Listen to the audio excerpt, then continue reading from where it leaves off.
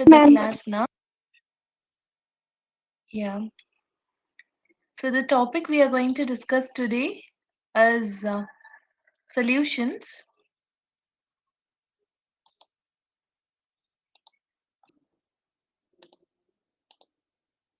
Now we'll briefly discuss the synopsis of solutions.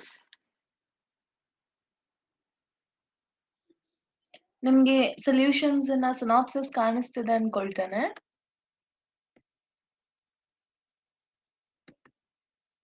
ಈ unit ಇಂದ ನಿಮ್ಗೆ ಎಷ್ಟು ಕ್ವೆಶನ್ಸ್ ಎಕ್ಸ್ಪೆಕ್ಟ್ ಮಾಡಬಹುದು ಅಂತಾರೆ ಅಂದ್ರೆ 1 or 2 ಕ್ವೆಶನ್ಸ್ ಈ ಪಾರ್ಟ್ ಇಂದ ಕೇಳುವಂತದ್ದು generally 1 or 2 questions. Okay, so ನಿಮ್ ನೀಟ್ ಅಂತಾದ್ರೆ 1 ಕ್ವೆಶನ್ ಅಂತ ಹೇಳಿದ್ರೆ ನೆನಪಿಟ್ಕೊಳ್ಳಿ, you will get nearly 4 marks from this part. So ತುಂಬಾ ಇಂಪಾರ್ಟೆಂಟ್ ಅಂಡ್ ಈಸಿಯೆಸ್ಟ್ ಯೂನಿಟ್ ಇದು. ಸೆಕೆಂಡ್ PU ಟಾಪಿಕ್ ಅಲ್ಲಿ ಬರುತ್ತೆ. ತುಂಬಾ ಈಸಿ ಇದೆ. At first you may find it complicated, but definitely it is not. ಕೆಲವು ಬೇಸಿಕ್ ಪಾಯಿಂಟ್ಸ್ ಅನ್ನ ನೀವು ನೆನಪಿಟ್ಕೊಂಡ್ರೆ ನಿಮ್ಗೆ ಇದೆಲ್ಲ ತುಂಬಾ ಈಸಿಯಾಗಿ ಅರ್ಥ ಆಗುತ್ತೆ ಅಂತ. So will start with the synopsis. Solutions means, it is made up of two main components, being solute and solvent. Solute and solvent are the two important components of solutions. In this unit, they have the concepts given to us is about binary solutions, mainly about binary solutions, which is discussed here. Binary means which contains only two components, one solute, one solvent. The one which is present in large quantity, andre solutions ಅಲ್ಲಿ ಈಗ solute ಇದೆ, solvent ಇದೆ ಅಲ್ವಾ? So ಯಾವ್ದು ಜಾಸ್ತಿ ಇರುತ್ತೋ ಅಂದ್ರೆ solvent ಜಾಸ್ತಿ ಇರುತ್ತೆ, ಸೊ ಅದರ ಅರ್ಥ ದಟ್ ಅದು ಯಾವಾಗ್ಲೂ ಒಂದು ಸೊಲ್ಯೂಷನಿನ ನೇಚರ್ ಅನ್ನ ಡಿಸೈಡ್ ಮಾಡುತ್ತೆ ಅಂತ. ಯಾವ್ದು ಜಾಸ್ತಿ ಕ್ವಾಂಟಿಟಿಯಲ್ಲಿ ಇರುತ್ತೋ ಅದನ್ನ ಸಾಲ್ವೆಂಟ್ ಅಂತ ಕರೀತೇವೆ. Which is present in less quantity will be called as solute. Because there are different types of solutions, like we know solid solutions. ನಿಮ್ಮ NCERT textbook ಅಲ್ಲಿ ಈ part ಇದೆ, solid solutions ಅಂತ ಕರೀತೇವೆ. Liquid solutions we have, as well as gaseous solutions. We have three types of solutions mainly: solid solutions, liquid solutions and gaseous solutions. ಯಾವ solution ಅಲ್ಲಿ solvent solid ಆಗಿರುತ್ತೋ then ಅಂದ್ರೆ solvent solid ಆಗಿದ್ರೆ we call it as solid solutions.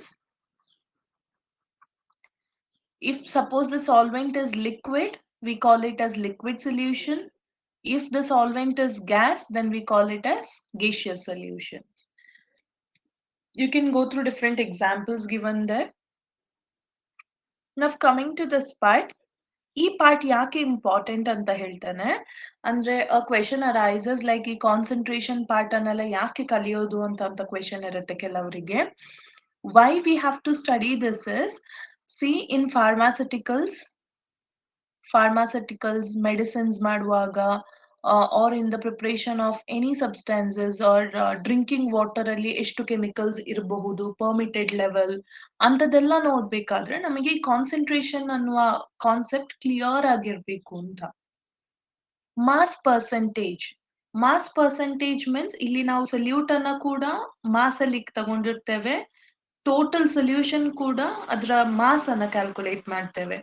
So mass of component in the solution divided by total mass of the solution into 100.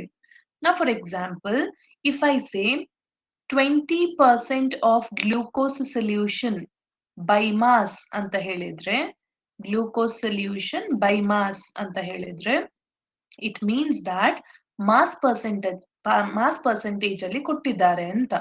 So ಈ mass percentage ಅಲ್ಲಿ ಕೊಟ್ಟಿದ್ದಾರೆ ಅಂತ ಹೇಳಿದ್ರೆ ನಮ್ಗೆ ಏನ್ ಅರ್ಥ ಆಗುತ್ತೆ ಅಂದ್ರೆ, we understand that here 20 gram is glucose out of how many grams, 100 gram. So total solution ಯಾವಾಗ್ಲೂ 100 ಗ್ರಾಮ್ ಅಲ್ಲಿ ಇರುತ್ತೆ. Okay, 100 grams into 100%. Therefore, here you can see 100 cancels, 20 remains.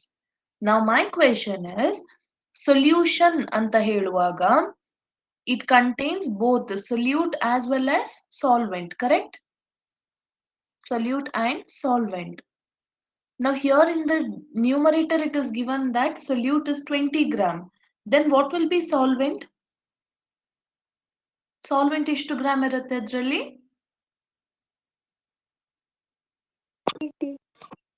80 gram. Very good. 80 gram. So 80 plus 20 becomes 100. ಅರ್ಥ ಆಯ್ತಾ?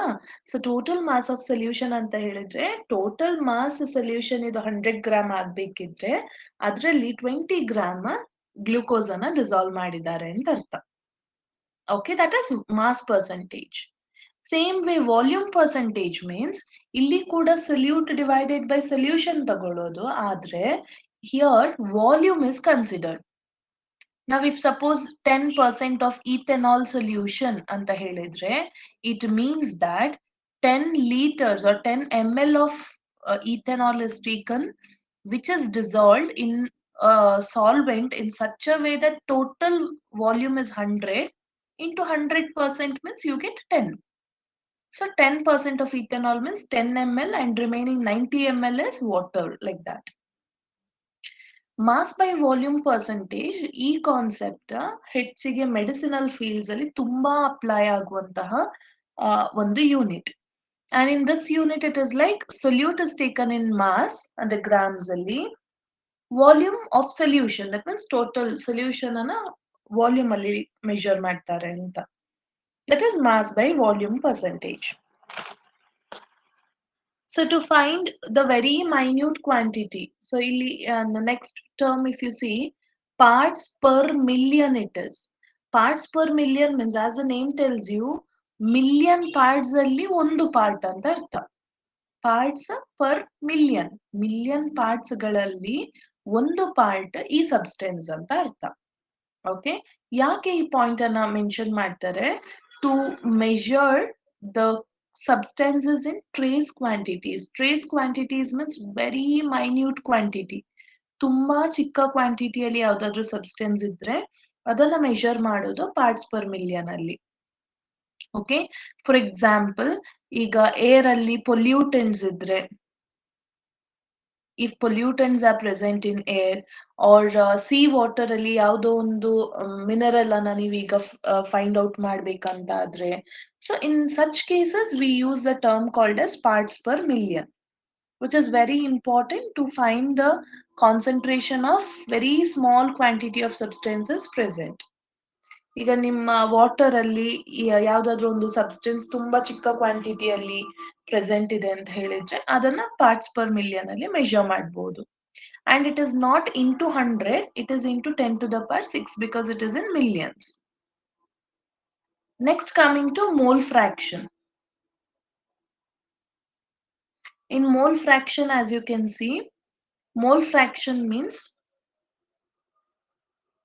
now let us consider there are two components. Since ಇಲ್ಲಿ binary solutions ಅಂತ ಹೇಳುವಾಗ ನಾವು ಅನ್ಕೊಳ್ಳುವ ಇಲ್ಲಿ ಎರಡು ಕಾಂಪೊನೆಂಟ್ಸ್ ಇದೆ, ಒಂದನ್ನ ನಾವು ಎ ಅಂತ ಇನ್ನೊಂದನ್ನ ಬಿ ಅಂತ ಕನ್ಸಿಡರ್ ಮಾಡಿಕೊಂಡ್ರೆ, then mole fraction of A ಅಂತ ಹೇಳಿದ್ರೆ mole fraction of A is given as x of A.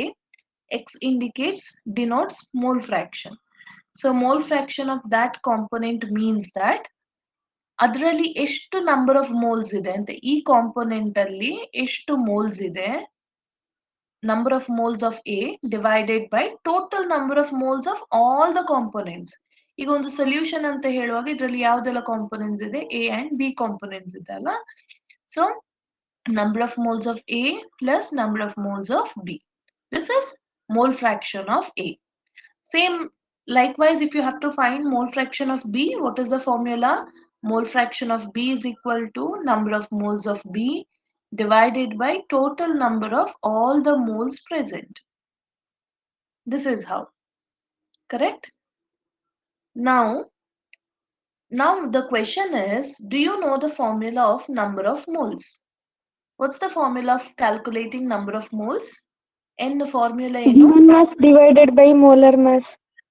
Very good. Given mass divided by molar mass. So our formula use ಮಾಡಿ ನಿಮಗೆ number of moles easily find out ಮಾಡಬಹುದು. Given mass by molar mass. If in case ಅಲ್ಲಿ molar mass ಇಲ್ಲ, ಒಂದು molecule ಇಲ್ಲ ಅಥವಾ mass ಇಲ್ಲ ಅಂತ ಹೇಳಿದ್ರೆ ಆಟಮಿನ ಮಾಸ್ ಅನ್ನ ಕನ್ಸಿಡರ್ ಮಾಡೋದು ಅಂತ. ಓಕೆ, ಸೊ ನಿಮ್ಗೆ ನಂಬರ್ ಆಫ್ ಮೋಲ್ಸ್ ಫಾರ್ಮುಲಾ ಗೊತ್ತಿದೆ, given mass by molar mass ಗೊತ್ತಿದ್ದ ತಕ್ಷಣ ನಿಮ್ಗೆ ಮೋಲ್ ಫ್ರಾಕ್ಷನ್ ಕ್ಯಾಲ್ಕುಲೇಟ್ ಮಾಡ್ಲಿಕ್ಕೆ ಕಷ್ಟ ಅಂತ ಅನ್ಸಲ್ಲ. ನಾವು ಒನ್ ಮೋರ್ ಪಾಯಿಂಟ್ ಇಸ್, ಎಷ್ಟು ಮೋಲ್ ಫ್ರಾಕ್ಷನ್ ಇದೆಯೋ ಆ ಎಲ್ಲಾ ಮೋಲ್ ಫ್ರಾಕ್ಷನ್ ಅನ್ನ ನೀವು ಆಡ್ ಮಾಡಿ ತಗೊಂಡಾಗ ಅದರ ಆನ್ಸರ್ ಯಾವಾಗ್ಲೂ 1 ಸಿಗುತ್ತೆ ಅಂತ ಹೇಳ್ತಾರೆ. That means mole fraction of A and mole fraction of B, because ಇಲ್ಲಿ ನಾವು ಕನ್ಸಿಡರ್ ಮಾಡಿರೋದು 2 components. So mole fraction of A and B will always be equal to 1. ಹೋಗ್ಲಿ, ಇಫ್ ಇನ್ ಕೇಸ್ ಅದರಲ್ಲಿ 100 ಕಾಂಪೊನೆಂಟ್ಸ್ ಉಂಟು ಅಂತ ಇಟ್ಕೊಳ್ಳಿ, 100 ತರಹದ ಕಾಂಪೊನೆಂಟ್ಸ್ ಇದೆ ಒಂದು ಸೊಲ್ಯೂಷನ್ ಅಲ್ಲಿ ಅಂತ ಹೇಳಿದ್ರೆ X of 1 plus X of 2 plus X of 3 ಆ ತರ 100 ವರೆಗೆ ನೀವು ಕೌಂಟ್ ಮಾಡ್ತಾ ಹೋದ್ರೂ ಕೂಡ its value will be equal to 1 itself. Okay, so we say in a given solution sum of all the mole fractions will be unity. That means ಇದರ value ಎಷ್ಟಿರುತ್ತೆ mole fraction, ಹೆಸರೇ ಹೇಳ್ತಾ ಇದೆ, it says fraction of moles. Mole first ಒಂದು ಚಿಕ್ಕ quantity, ಅದರಲ್ಲಿಯೂ ಕೂಡ fraction ಅನ್ನ ನಾವು ಮೋಲ್ ಫ್ರಾಕ್ಷನ್ ಅಂತ ಕರೆಯೋದು ಅಲ್ವಾ. So it might be like ಇದೊಂದು 0.7 ಆಗಿದ್ರೆ ಇದು 0.3 ಆಗಿರ್ಬೋದು. If this is 0.5, this must also be 0.5. Or if it is 0.6, the other one might be 0.4, like that. But ultimately, it will be equal to 1. A very important point to remember. Fractionಗೆ ಯಾವುದೇ unit ಇಲ್ಲ. It is a unitless concentration term. Percentage, volume percentage, mass by volume percentage, at least you have a symbol percentage, but not for mole fraction. Okay. Next, coming to molarity, this you have studied in unit 1 of first PU, but yet molarity means number of moles of solute divided by volume of solution in liters. Here volume of solution which is taken in liters. Remember one more thing, in the entire unit here solute is taken as 2 and solvent is taken as 1. Solvent ಅನ್ನ 1 ಅಂತ denote ಮಾಡ್ತೇವೆ, solute ಅನ್ನ 2 ಅಂತ denote ಮಾಡ್ತೇವೆ ಈ unit ಅಲ್ಲಿ. Okay, so whenever U C 1 it means it is related to solvent, and if you see 2 it means it is to solute. So I can even write this as N2 by volume, which means number of moles of solute divided by volume. ಇದರ basis ಅಲ್ಲಿ questions ಕೇಳಬಹುದು. ನಿಮ್ಗೆ ಜಾಸ್ತಿ questions ಬರೋದು colligative properties ಇಂದ ಅಥವಾ ideal solutions, ನಾನ್ ideal solution part ಇಂದ ಕೂಡ ಕ್ವೆಶನ್ಸ್ ಬರುತ್ತೆ. Now, molality is denoted as small letter m, as you know. Here also it is number of moles of solute itself divided by mass of solvent. Here mass of solvent it is, which is given in kg. It's given in kg. Here a point to notice, again related to molarity, molality, they may give problems. Do remember grams ಅಲ್ಲಿ ಇದ್ರೆ kg convert ಮಾಡಿಕೊಳ್ತೀರಾ, number of moles formula substitute ಮಾಡ್ಲಿಕ್ಕೆ ಗೊತ್ತಿದೆ, given mass by molar mass, that's all. Here a point is given that only molarity depends on temperature. It is temperature dependent, means why it is temperature dependent? Because it has volume term. Mass ಯಾವಾಗಲೂ temperature ಮೇಲೆ depend ಆಗೋದಿಲ್ಲ. Okay, whereas volume depends on temperature. That is why molarity is dependent on temperature, but molality, mole fraction, all those are independent of temperature. Now coming to solubility of gases, you know that solubility of gases means how much gaseous molecules gets dissolved in the given solution. In the given solution, how many gaseous molecules can dissolve is called as its solubility. So to explain this,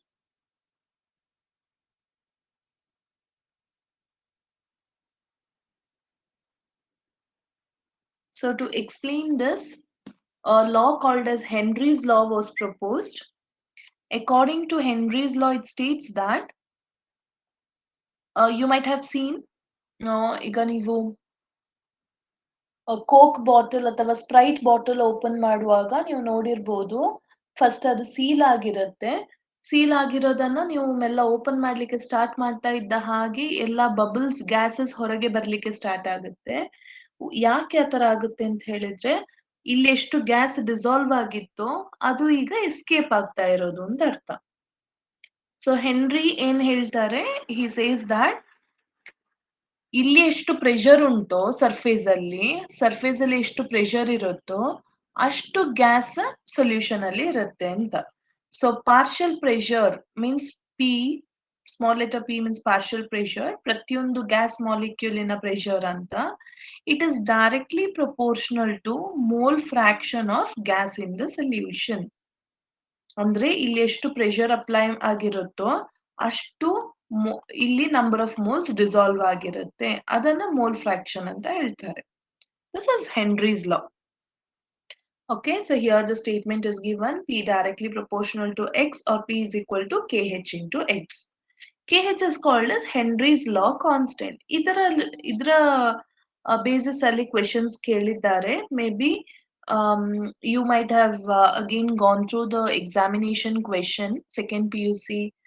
ಈಗ recent ಆಗಿ ಆದ exam ಅಲ್ಲಿ ಕೂಡ ನಿಮ್ಗೆ ಆ ತರ question ಇತ್ತು.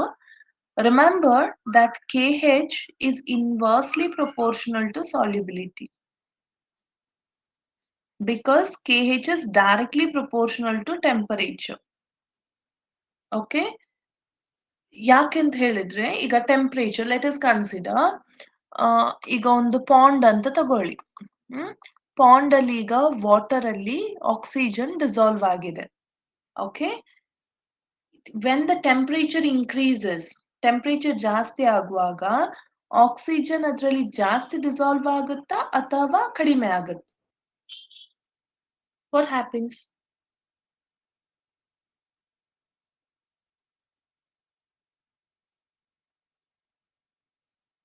Any answer? When temperature increases, whether the solubility increases or decreases? Decreases. Decreases. Why? ಈಗ ನೋಡಿ, ಒಂದು question is, we usually say, ಹೇಗೆ aquatic animals they are comfortable in water? Because they get oxygen, correct? When temperature increases, whether the aquatic animals are happy? ನಾವು ಹೇಳ್ತೇವೆ global warming ಅಂತ. Global warming aquatic animals ಗೆ effect ಆಗುತ್ತಾ ಇಲ್ವಾ? It affects. Why does it affect? Because ಎಷ್ಟು oxygen dissolve ಆಗಿದೆಯೋ water ಅಲ್ಲಿ ಅದು ಎಸ್ಕೇಪ್ ಆಗ್ಲಿಕ್ಕೆ ಸ್ಟಾರ್ಟ್ ಆಗುತ್ತೆ ಅಲ್ವಾ? Oxygen starts getting liberated, escape ಆಗ್ಲಿಕ್ಕೆ ಸ್ಟಾರ್ಟ್ ಆಗುತ್ತೆ ಅಂತ. So temperature is inversely proportional to solubility. Temperature ಜಾಸ್ತಿ ಇದ್ರೆ ಸಾಲ್ಯುಬಿಲಿಟಿ ಕಡಿಮೆ, ಸಾಲ್ಯುಬಿಲಿಟಿ ಕಡಿಮೆ ಇದ್ರೆ ಟೆಂಪರೇಚರ್ ಜಾಸ್ತಿ ಇದೆ ಅಂತ ಅರ್ಥ. ಆ ತರ ಅಂದ್ರೆ if temperature is less, that means solubility is more. Whereas KH value, you see, KH value, Henry's law constant tells us about solubility. So ಕೆಲವು substance ಈಗ KH value is equal to 1, KH value is equal to 3, KH value is equal to 6 ಅಂತ ಕೊಟ್ಟಿದ್ರೆ, which one has high solubility, they may ask. So what will be your answer? Which one shows high solubility?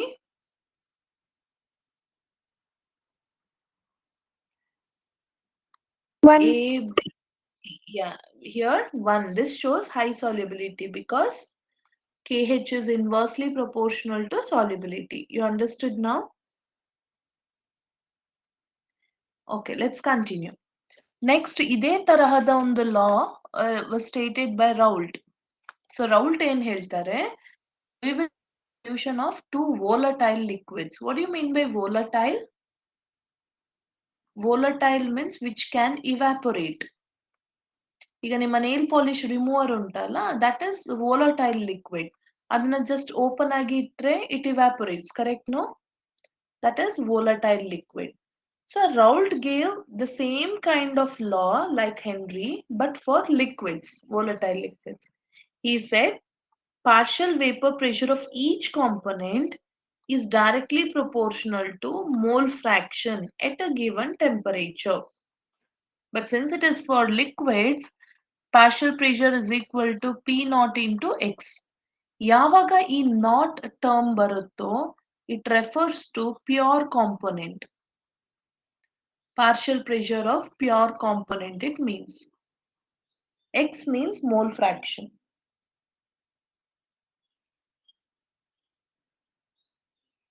Okay. Ideal and non-ideal solution. Next.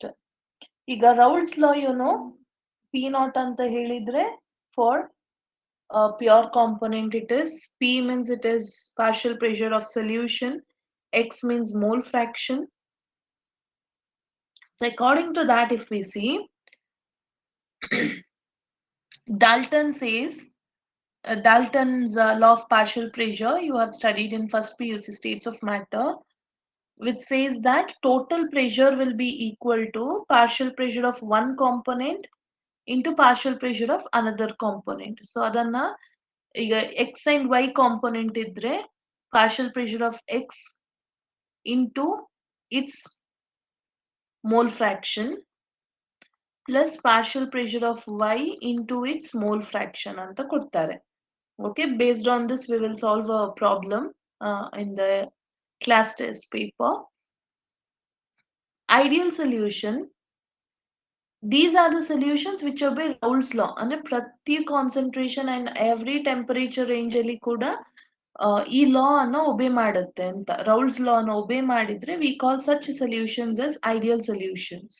For example, you see benzene and toluene, benzene, toluene. What actually happens is n-heptane, n-hexane, all these are examples. ಇದರಲ್ಲಿ ಏನಂತ ಹೇಳಿದ್ರೆ ಈಗ ಇದ್ರ interactions benzene ಅನ್ನ ನಾವು A A ಅಂತ consider ಮಾಡುವ, ಟಾಲ್ವಿನ್ ಅನ್ನ ನಾವು ಬಿ ಬಿ ಅಂತ ಕನ್ಸಿಡರ್ ಮಾಡುವ. ಸೊ ಫಸ್ಟ್ ಯಾವ ತರಹದ interactions they both will have same type of interactions ಹೊಸ ಬಾಂಡ್ ಅಲ್ಲಿ ಕೂಡ ಇರುತ್ತೆ ಅಂತ. ಈ ಎ ಬಿ ಕಂಬೈನ್ ಆಗಿ ಎ ಬಿ ಅಂತ ಹೊಸ ಕಾಂಪೊನೆಂಟ್ ಫಾರ್ಮ್ ಆದ್ರೆ ಅದೇ ತರದ ಇಂಟರಾಕ್ಷನ್ ಇದರಲ್ಲಿ ಕೂಡ ಇರುತ್ತೆ. ದೇರ್ಫೋರ್ ಅಲ್ಲಿ ವೇಪರ್ ಪ್ರೆಷರ್ ಅಲ್ಲಿ ಯಾವುದೇ ಡಿಫ್ರೆನ್ಸ್ ಕಾಣಿಸಲ್ಲ ಅಂತ. Vapour pressure does not show any changes. Correct? Now before this I'll tell you one more concept. So what actually the concept is, now you take water, pure water, does it evaporate or not? Does water evaporate? Yes. Yeah, water evaporates. So pure component ಅಲ್ಲಿ ಏನಾಗುತ್ತೆ, vapour pressure ಇರುತ್ತೆ ಅಲ್ವಾ? ಅಥವಾ ನೀವು ಇದನ್ನ heat ಮಾಡಿದ್ರೆ ಏನಾಗುತ್ತೆ, ಇಲ್ಲಿ ವೇಪರ್ಸ್ ಫಾರ್ಮ್ ಆಗ್ಲಿಕ್ಕೆ ಸ್ಟಾರ್ಟ್ ಆಗುತ್ತೆ. ವೇಪರ್ ಪ್ರೆಷರ್ ಯಾವಾಗ ಅಟ್ಮಾಸ್ಫೆರಿಕ್ ಪ್ರೆಷರಿಗೆ ಈಕ್ವಲ್ ಆಗುತ್ತೋ ಆಗ ಅದನ್ನ ನಾವು ಬಾಯ್ಲ್ ಆಗ್ತಾ ಇದೆ ಅಂತ ಹೇಳೋದು, ಬಾಯ್ಲಿಂಗ್ ಪಾಯಿಂಟ್ ಅಂತ ಹೇಳೋದು. ಹೌದಾ? ನಾವು ಮೈ ಕ್ವೆಶನ್ ಇಸ್, ಈಗ ವಾಟರಿಗೆ ನೀವು ಯಾವುದೋ ಒಂದು ಸೊಲ್ಯೂಟ್ ಅನ್ನ ಹಾಕ್ತಾ ಇದ್ದೀರಾ ಅಂತ ಇಟ್ಕೊಳ್ಳಿ. You are adding a non volatile solute to this. Non volatile solute. Non-volatile solute means which cannot evaporate. So ಏನಾಯ್ತು, ಫಸ್ಟ್ ಪ್ಯೂರ್ ಸಾಲ್ವೆಂಟ್ ಇರುವಾಗ ಜಾಸ್ತಿ ಇವ್ಯಾಪೊರೇಟ್ ಆಗ್ತಾ ಇತ್ತು. ಬಟ್ ಈಗ ಈ ಸೊಲ್ಯೂಟ್ ಯಾವುದು ವೋಲಟೈಲ್ ಇಲ್ಲ, that comes and blocks the way. Therefore vapor pressure decreases, correct? Vapor pressure will decrease. Based on this point we will speak about ideal solution, non-ideal solution now. Okay. So ideal solutions ಅಲ್ಲಿ ಏನಾಗುತ್ತೆ ಅಂತ ಹೇಳಿದ್ರೆ ಯಾವುದೇ changes ಕಾಣಿಸಲ್ಲ. First ಯಾವ ತರದಿತ್ತೋ ಹಾಗೇನೆ ಇವಾಗ ಕೂಡ ಇಂಟರಾಕ್ಷನ್ಸ್ ಇರುತ್ತೆ. Therefore you don't see any difference there, large difference. But when it comes to so ಈ ideal solution ಅಲ್ಲಿ ಈ points ಅನ್ನೆಲ್ಲ ಕೊಟ್ಟಿರೋದು. Okay, AB interactions will be same as that of A, AB, AA and BB interactions. ಅಂದ್ರೆ solute solvent ಅಲ್ಲಿ starting ಹೇಗಿತ್ತೋ ಅದೇ ತರ ಈಗ ಕೂಡ ಇರುತ್ತೆ ಅಂತ. That is why when they mix no, the volume change will be zero. And ಅದರಲ್ಲಿ heat change ಕೂಡ ಝೀರೋ ಇರುತ್ತೆ ಅಂದ್ರೆ ಹೀಟ್ ಅಬ್ಸಾರ್ಬ್ ಕೂಡ ಆಗುದಿಲ್ಲ ಹೊರಗೆ ಕೂಡ ಹೋಗುದಿಲ್ಲ ಅನ್ನೋ ಹಾಗೆ. So delta H value will be zero. Next is non ideal solutions. Non ideal solutions means which do not ಒಬೇ Rouse law. Now you can see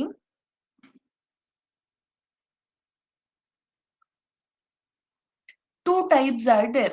Non-ideal solution. One is solution showing positive deviation and the other one is solution showing negative deviation. So ನಿಮ್ಗೆ ಒಂದು NCERT book ಅಲ್ಲಿ ಒಂದು graph ಇದೆ. ರೌಲ್ಸ್ ಲಾ ಪ್ರಕಾರ XA XB ಗೆ ಒಂದು graph ಹೀಗೆ plot ಮಾಡಿದ್ದಾರೆ. Do you know XA, this is mole fraction of A, mole fraction of B, that is vapor pressure of A, vapor pressure of B, then this is total pressure ಅಂತ ಕೊಟ್ಟಿದ್ದಾರೆ. So ಇದು ಒಂದು expected graph ಅಂತ ಆದ್ರೆ if pressure is very high then ಇದಕ್ಕಿಂತ ಜಾಸ್ತಿ graph ಅಂದ್ರೆ high ಆಗುತ್ತೆ, ಇನ್ಕ್ರೀಸ್ ಆಗುತ್ತೆ ಅಂತ. If suppose vapor pressure decreases then the graph will become negative like this, ಕಡಿಮೆ ಆಗ್ತಾ ಬರುತ್ತೆ. ಸೊ ಅದರ ಬೇಸಿಸ್ ಅಲ್ಲಿ we classify into positive and negative deviations. ನಾವು in ನಾನ್ ಐಡಿಯಲ್ ಸೊಲ್ಯೂಷನ್ ಅಲ್ಲಿ ಪಾಸಿಟಿವ್ ಡಿವಿಯೇಷನ್ ಯಾವಾಗ ತೋರಿಸುತ್ತೆ ಅಂತ ಹೇಳಿದ್ರೆ ಯಾವಾಗ ವೇಪರ್ ಪ್ರೆಷರ್ ಜಾಸ್ತಿ ಆಗುತ್ತೋ then we say positive deviation is observed. Now you see examples are given here. So here what happens is ಈಗ solution say AA and BB.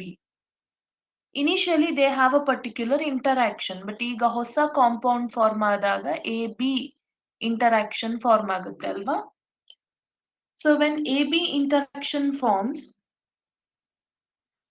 ಈ ಬಾಂಡ್ ಏನ್ ಫಾರ್ಮ್ ಆಗಿರುತ್ತೆ ಇದು ತುಂಬಾ ವೀಕ್ ಆಗಿರುತ್ತೆ.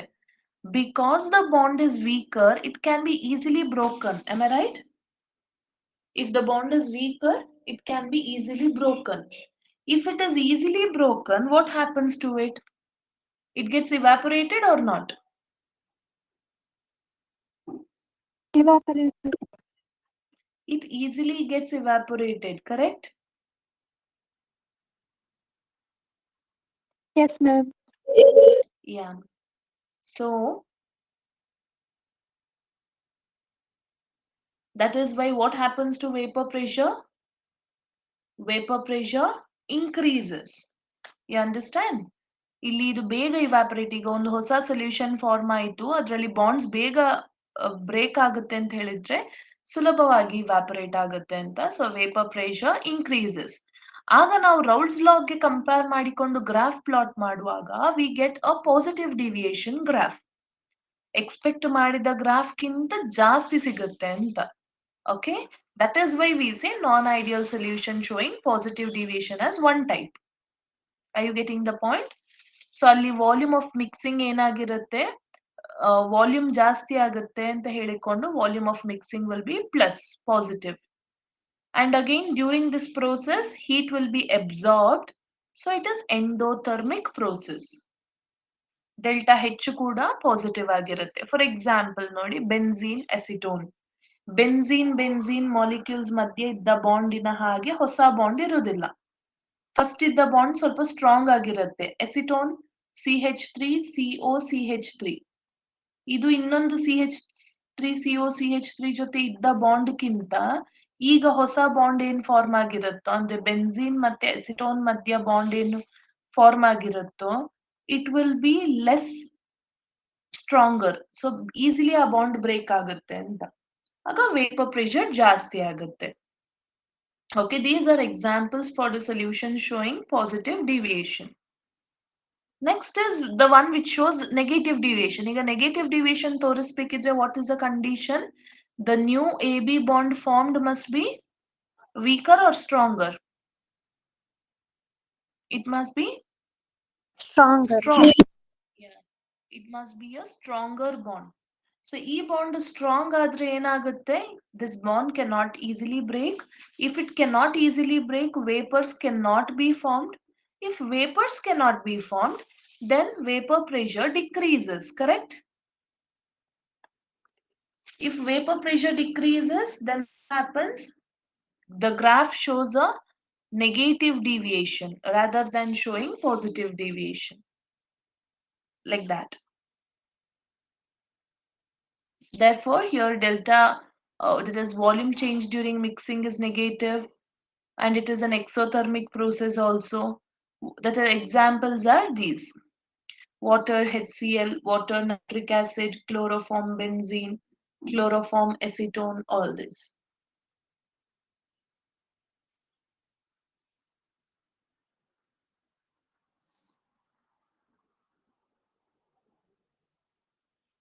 Next comes colligative properties. Now, before I move to colligative property, I'll give you an idea of what these are. ನೋಡಿ, I told you ಏನಾಗುತ್ತೆ ಒಂದು ನಾನ್ volatile salute ಅನ್ನ ಒಂದು ಪ್ಯೂರ್ ಸಾಲ್ವೆಂಟಿಗೆ ಆಡ್ ಮಾಡಿದಾಗ ಏನಾಗುತ್ತೆ? Vapour pressure decreases, correct? No. So this experiment was no, performed in with two different solvents. Say water is taken, not two different solvents. Solvent being water in both the cases. ಎರಡರಲ್ಲಿಯೂ ಕೂಡ water ಅನ್ನ ತಗೊಂಡಿರ್ತಾರೆ. Water, here also water. Okay. Say for example, here 100 ml water is taken. Here also 100 ml water is taken.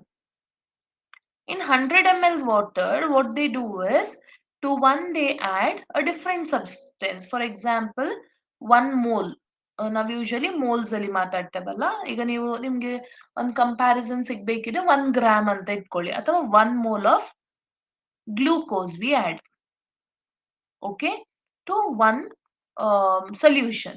Therefore, what happens? Its vapor pressure obviously decreases because what is it? Glucose is a non-volatile substance. To this, we will add 1 mole of urea. Now, what happens? Urea is also non-volatile. It gets mixed up. Now, they wanted to check out. ಈಗ ನೋಡಿ, equal quantity ತಗೊಂಡಿದ್ದಾರೆ. Solvent ಕೂಡ equal ಆಗಿ ತಗೊಂಡಿದ್ದಾರೆ. Substance ಕೂಡ equal ಆಗಿ ತಗೊಂಡಿದ್ದಾರೆ. But ಎರಡು substance ಇನ nature ಮಾತ್ರ different. ಇಲ್ಲಿ ಗ್ಲೂಕೋಸ್ ಇದ್ರೆ ಇಲ್ಲಿ ಯೂರಿಯಾ, ಎರಡರ ನೇಚರ್ ಡಿಫ್ರೆಂಟ್ ಇದೆ ಅಲ್ವಾ? So they wanted to check how much there will be decrease in the vapor pressure. So they found that vapor pressure decreases in both the cases, and they also found that equal vapor pressure. ಇದರಲ್ಲಿ ಎಷ್ಟು vapour pressure ಕಡಿಮೆ ಆಗುತ್ತೋ ಅಷ್ಟೇ ಇನ್ನೊಂದ್ರಲ್ಲಿ ಕೂಡ ಕಡಿಮೆ ಆಗುತ್ತೆ ಅಂತ. So what do you get to know from this? That the property, that is decrease in vapor pressure untalla, adondu property ಈಗ, that depends only on the number of solute particles but not on its nature. ಯಾವ property ಬರೀ solute ಪಾರ್ಟಿಕಲಿನ number ಮೇಲೆ depend ಆಗುತ್ತೋ but not on nature, they are called as colligative properties. Okay. Few of the colligative properties are osmotic pressure, relative lowering of vapor pressure, elevation in boiling point, depression in freezing point. Very, very important. ನಿಮ್ಗೆ ಹೆಚ್ಚಿನ questions ಕೇಳೋದು ಇದೇ part ಇಂದ. So understand it properly. I'll just tell you how to derive those. So first in this part, it is osmotic pressure. Let's start with that itself. So you might be knowing here some additional points are given which you can refer. Osmotic pressure ಏನು ಅಂತ ಗೊತ್ತಾಗಬೇಕಿದ್ರೆ ಅದಕ್ಕಿಂತ ಮುಂಚೆ we have to understand what osmosis is. See, now we will consider, you know, ಈ osmosis process ಇಂದ ಒಂದು derive ಆಗಿರೋದು reverse osmosis ಅಂತ. ಅದೇನು ಅಂತ ಗೊತ್ತಾಗಬೇಕಿದ್ರೆ I will teach you what osmosis is properly. Now you see, this membrane is called a semi-permeable membrane. Semi-permeable membrane we call it as. Semi-permeable membrane ಅಂತ ಹೇಳಿದ್ರೆ ಅದೊಂದು layer, ಅದರ ಥ್ರೂ ಬರೀ solvent particles ಮಾತ್ರ move ಆಗ್ಲಿಕ್ಕೆ ಆಗೋದು, but not solute particles. ಈಗ ಒಂದು ಕಡೆ ಸೊಲ್ಯೂಷನ್ ಇದೆ, ಆ ಸೊಲ್ಯೂಷನ್ ಅಲ್ಲಿ say for example solute particles ಇದೆ ಅಂಡ್ ಸಾಲ್ವೆಂಟ್ ಮಾಲಿಕ್ಯೂಲ್ಸ್ ಕೂಡ ಇದೆ. ಇದೊಂದು solution. Okay, this is solution. But here it is only pure solvent, only water, you imagine.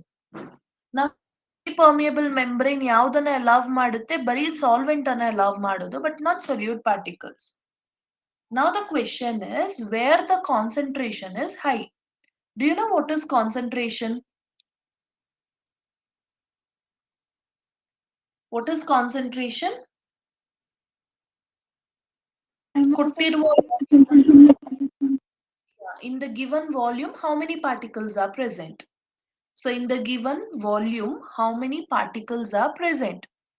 So ಕೊಟ್ಟಿರುವ ವಾಲ್ಯೂಮ್ ಅಲ್ಲಿ ಎಷ್ಟು ಪಾರ್ಟಿಕಲ್ಸ್ ಉಂಟು?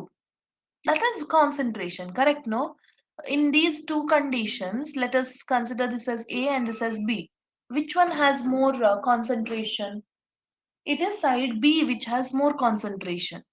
Therefore ಯಾವ ಕಡೆಯಿಂದ ಯಾವ ಕಡೆಗೆ ಸಬ್ಸ್ಟೆನ್ಸ್ ಪಾಸ್ ಆಗುತ್ತೆ ಅಂತ ಹೇಳಿದ್ರೆ ಕಡಿಮೆ ಕಾನ್ಸಂಟ್ರೇಷನ್ ಇರೋದು ಯಾವ ಕಡೆ? ಇಲ್ಲಿ ಅಲ್ವಾ, low concentration. Here high concentration. Therefore the solvent molecule, which one? Solvent molecule passes from low concentration to high concentration across the semi-permeable membrane. ಅರ್ಥ ಆಗ್ತಾ ಉಂಟಲ್ಲ? ಇದನ್ನೊಂದು ಸರಿ ನೆನಪಿಟ್ಕೊಂಡ್ರೆ ನಿಮ್ಗೆ ಹೆಚ್ಚಿನ ಸ್ಟೇಟ್ಮೆಂಟ್ ರಿಲೇಟೆಡ್ ಕ್ವೆಶನ್ಸ್ ಅನ್ನ ಸಾಲ್ವ್ ಮಾಡಬಹುದು, ಆನ್ಸರ್ ಮಾಡಬಹುದು. Low to high. Okay, so ಈ ಮೂವ್ಮೆಂಟ್ ಅನ್ನ ನೀವು ಜಸ್ಟ್ ಸ್ಟಾಪ್ ಮಾಡ್ಬೇಕಂತ ಆದ್ರೆ it is called as osmotic pressure. So osmotic pressure in the sense ಈ ಆಸ್ಮಾಸಿಸ್ ಆಗೋದು ಬೇಡ ಅಂತ ಇದ್ರೆ ಅದನ್ನ ಸ್ಟಾಪ್ ಮಾಡ್ಲಿಕ್ಕೆ ಎಷ್ಟು ಪ್ರೆಷರ್ ನೀವು ಅಪ್ಲೈ ಮಾಡಬೇಕು, that is called as osmotic pressure. So to just stop osmosis, how much pressure you have to apply? Where you have to apply? You have to apply on the side where osmosis is taking place. So ನಾನು pressure apply ಮಾಡಬೇಕಿದ್ರೆ I must apply pressure in this direction. ಆಗ osmosis stop ಆಗುತ್ತೆ ಅಂತ. That is osmotic pressure.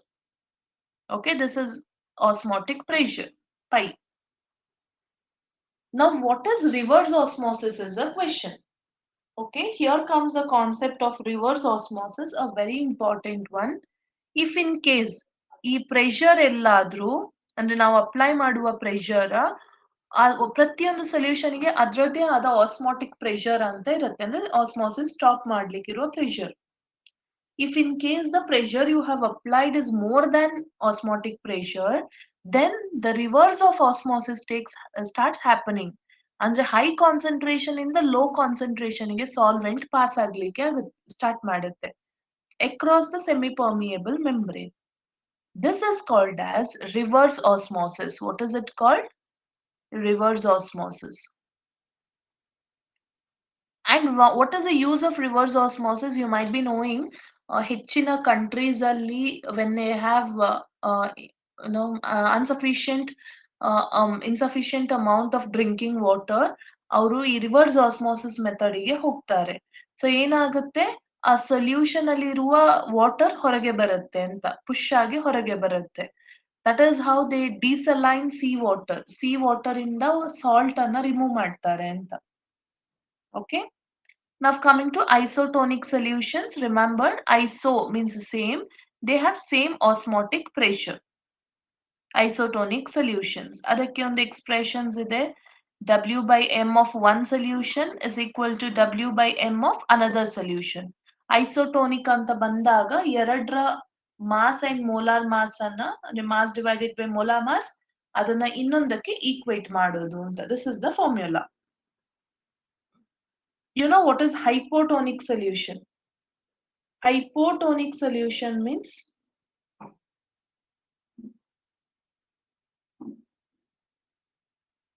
the solution. Hypo means less. Okay. Hypo means less. So when osmotic sorry osmotic pressure is low, then you call it as hypotonic solution. So I'll give you a picture. ಯಾಕೆ ಈ concept ಯಾಕೆ important ಅಂತ ಹೇಳ್ತಾನೆ. ಯಾಕೆ ಅಂತ ಹೇಳಿದ್ರೆ, ಈಗ ನಿಮ್ಗೆ ಈ ಮೆಡಿಸಿನ್ಸ್ ಬಗ್ಗೆ ಎಲ್ಲ ಗೊತ್ತಿದೆ ಅಲ್ವಾ? ಸೊ ಈಗ ನಿಮ್ಗೆ ಒಂದು ಇಂಜೆಕ್ಷನ್ ಕೊಟ್ಟಾಗ ಆ ಇಂಜೆಕ್ಷನ್ ಕಾನ್ಸಂಟ್ರೇಷನ್ ಎಲ್ಲೋ ಒಂದು ಏನಾಗಬಹುದು ಅಂತ. You have heard of many such cases again when the concentration of the solution varies, it leads to some side effects, correct? ನಮ್ಮ ಬ್ಲಡ್ ಸೆಲ್ ಏನಿರುತ್ತೆ, ನಮ್ಮ ಬ್ಲಡ್ಡಿಗೆ ಈಕ್ವಿವೆಲೆಂಟ್ ಆಗಿರುವ ಕಾನ್ಸಂಟ್ರೇಷನ್ ಅನ್ನ ಇಂಜೆಕ್ಟ್ ಮಾಡೋದಲ್ವಾ? ಅದ್ರಲ್ಲಿ ಏನಾದ್ರೂ ಚೇಂಜಸ್ ಅಂತ ಆದ್ರೆ ಅದ್ರಲ್ಲಿ ಪ್ರಾಬ್ಲಮ್ ಆಗುತ್ತೆ ಅಂತ ಹೇಳ್ತಾರೆ. ಲೈಕ್ ದಟ್ ಹೈಪೋಟೋನಿಕ್ ಅಂತ ಹೇಳಿದ್ರೆ ಕಾನ್ಸಂಟ್ರೇಷನ್ ಕಡಿಮೆ ಇದ್ರೆ ಹೈಪೋಟೋನಿಕ್ ಅಂತ, ಜಾಸ್ತಿ ಇದ್ರೆ ಹೈಪರ್ಟೋನಿಕ್ ಅಂತ ಹೇಳೋದು. The problem if it is hypotonic, what is the problem if it is hypertonic is what we need to understand. If suppose the solution is hypotonic, hypo ಅಂತ ಹೇಳಿದ್ರೆ ಏನು, ಅದರ ಕಾನ್ಸಂಟ್ರೇಷನ್ ಕಡಿಮೆ ಉಂಟು ಅಂತಲ್ವಾ? ಸೊ ಈಗ ನಮ್ಮ ಬ್ಲಡ್ ಸೆಲ್ ಅನ್ನ ತೆಗೆದು ಆ ಸೊಲ್ಯೂಷನ್ ಅಲ್ಲಿ ಇಟ್ರೆ ಏನಾಗಬಹುದು? Can you guess what happens? Osmosis happens, correct? Osmosis ಯಾವ ತರ ಆಗುತ್ತೆ? Osmosis happens from lower concentration to higher concentration. Therefore,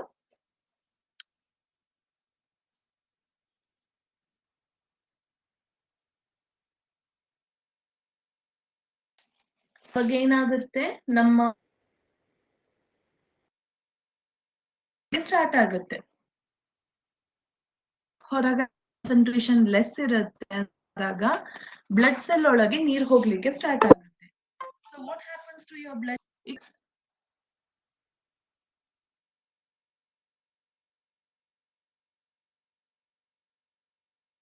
picturisation. ಈಗ ನಾವು ಹೈಪೋಟೋನಿಕ್ ಸೊಲ್ಯೂಷನ್ ಅದರಲ್ಲಿ ಕಾನ್ಸಂಟ್ರೇಷನ್ ಕಡಿಮೆ ಉಂಟು, we take a blood cell. Okay, our blood cell is placed in that particular solution ಅಂತಾದಾಗ ಈಗ ಈ ಸೊಲ್ಯೂಷನ್ ಕಾನ್ಸಂಟ್ರೇಷನ್ ತುಂಬಾ ಕಡಿಮೆ ಇದೆ. ಆಗ ಆಸ್ಮೋಸಿಸ್ ಆಗುವಾಗ ದಿಸ್ ಲೇಯರ್, ನಮ್ಮ ಬ್ಲಡ್ ಸೆಲ್ಲಿನ ಲೇಯರ್ ಏನಿರುತ್ತೆ, it acts a semi permeable membrane. So semi permeable ಮೆಂಬ್ರೇನಿಗೆ ಬೇರೆ ಬೇರೆ ಎಕ್ಸಾಂಪಲ್ಸ್ ಇದೆ, like animal bladder, parchment paper, copper ferrocyanide. All these are examples for what do you say, semi-permeable membrane. Even cellulose, all those are examples. Okay. So now the concentration, lower concentration in the higher concentration in ಈ blood cell ಏನಿದೆ, it starts expanding, it starts swelling, it leads to a problem. Swelling ಆಗಿ ಅದು burst ಆಗುವ chances ಕೂಡ ಇರುತ್ತೆ, which is problematic. ಅದೇ ಎಲ್ಲಾದ್ರೂ ಸರಿ, ಇಲ್ಲಿ ಕಾನ್ಸಂಟ್ರೇಷನ್ ಕಡಿಮೆ ಆಗಿತ್ತು, ಬಟ್ ಇಫ್ ಇನ್ ಕೇಸ್ ನಮ್ಮ ಬ್ಲಡ್ ಸೆಲ್ ಗಿಂತ ಕಾನ್ಸಂಟ್ರೇಷನ್ ಜಾಸ್ತಿ ಇದೆ ಅಂತ ಆದ್ರೆ, ನಮ್ಮ ಬ್ಲಡ್ ಸೆಲ್ ಇದೆ ಬಟ್ ಔಟ್ಸೈಡ್ ಕಾನ್ಸಂಟ್ರೇಷನ್ ಜಾಸ್ತಿ ಇದೆ ಅಂತ ಆದ್ರೆ ಏನಾಗುತ್ತೆ ಅಂತ. ದೆನ್ ವಾಟ್ ಹ್ಯಾಪನ್ಸ್, ನಮ್ಮ ಬ್ಲಡ್ ಸೆಲ್ ಇಂದ ಲೋವರ್ ಕಾನ್ಸಂಟ್ರೇಷನ್ ಇಂದ ಹೈ ಕಾನ್ಸಂಟ್ರೇಷನ್ ಗೆ ಸಾಲ್ವೆಂಟ್ ಹೋಗ್ಲಿಕ್ಕೆ ಸ್ಟಾರ್ಟ್ ಆಗುತ್ತೆ and the blood cell shrinks. Therefore, what happens? This type of solution is called as hypertonic solution. That is also problematic. Okay. In these, you can just have a look at.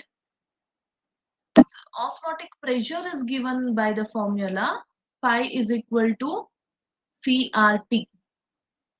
Because C means concentration, adana molarity alli kottidare. Molarity, you know what is molarity, no? Number of moles of solute divided by volume of solution in liters. If you substitute it, we will also get it as pi v. If you take v to the other side, is equal to nRT. N2 means it is number of moles of solute. That is for dilute solution which is given. ಇನ್ನು further ಇದನ್ನ simplify ಮಾಡ್ಬೇಕಂತಾದ್ರೆ N2 means number of moles of solute which is nothing but given mass by molar mass. Substituting that you get this equation. Pi is equal to W2 RT by M2 into V ಇರುತ್ತೆ. M find out ಮಾಡ್ಬೇಕಂತಾದ್ರೆ you can just exchange that. Then comes relative lowering of vapor pressure. A very important point again. ನೋಡಿ ಇದನ್ನ ನೀವು ಅರ್ಥ ಮಾಡಿಕೊಂಡ್ರೆ you can answer any question from this part. Complicated ಅಂತ ಅನ್ನಿಸ್ತಾ ಇರ್ಬೋದು, but it's very easy. Lowering of vapor pressure means correct? Lowering of vapor pressure means decrease in vapor pressure when a non-volatile solute is added. So first ಏನಾಗಿರುತ್ತೆ, pure ಸಾಲ್ವೆಂಟಿನ pressure ಅನ್ನ ನಾವು P0 ಅಂತ ಹೇಳೋದು. First solute add ಆಗೋದಕ್ಕಿಂತ ಮುಂಚೆ ಇದರ pressure ಏನಿತ್ತು ಅದು P0. But ಅದಕ್ಕೆ ಒಂದು ನಾನ್ ವೋಲಟೈಲ್ ಸೊಲ್ಯೂಟ್ ಆಡ್ ಮಾಡಿ ಆದ ಮೇಲೆ ಇರುವ ಪ್ರೆಷರ್ ಉಂಟಲ್ಲ, that is taken as P. Correct? Now tell me which one is less and which one is more. First was high, second one is less.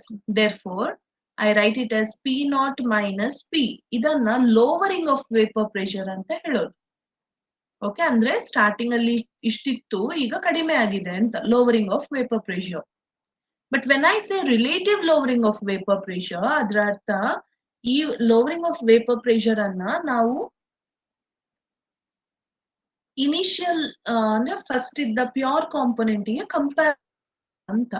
So it is given as P0 minus P divided by P0, which is equal to number of moles of solute divided by number of moles of solvent, N2 by N1.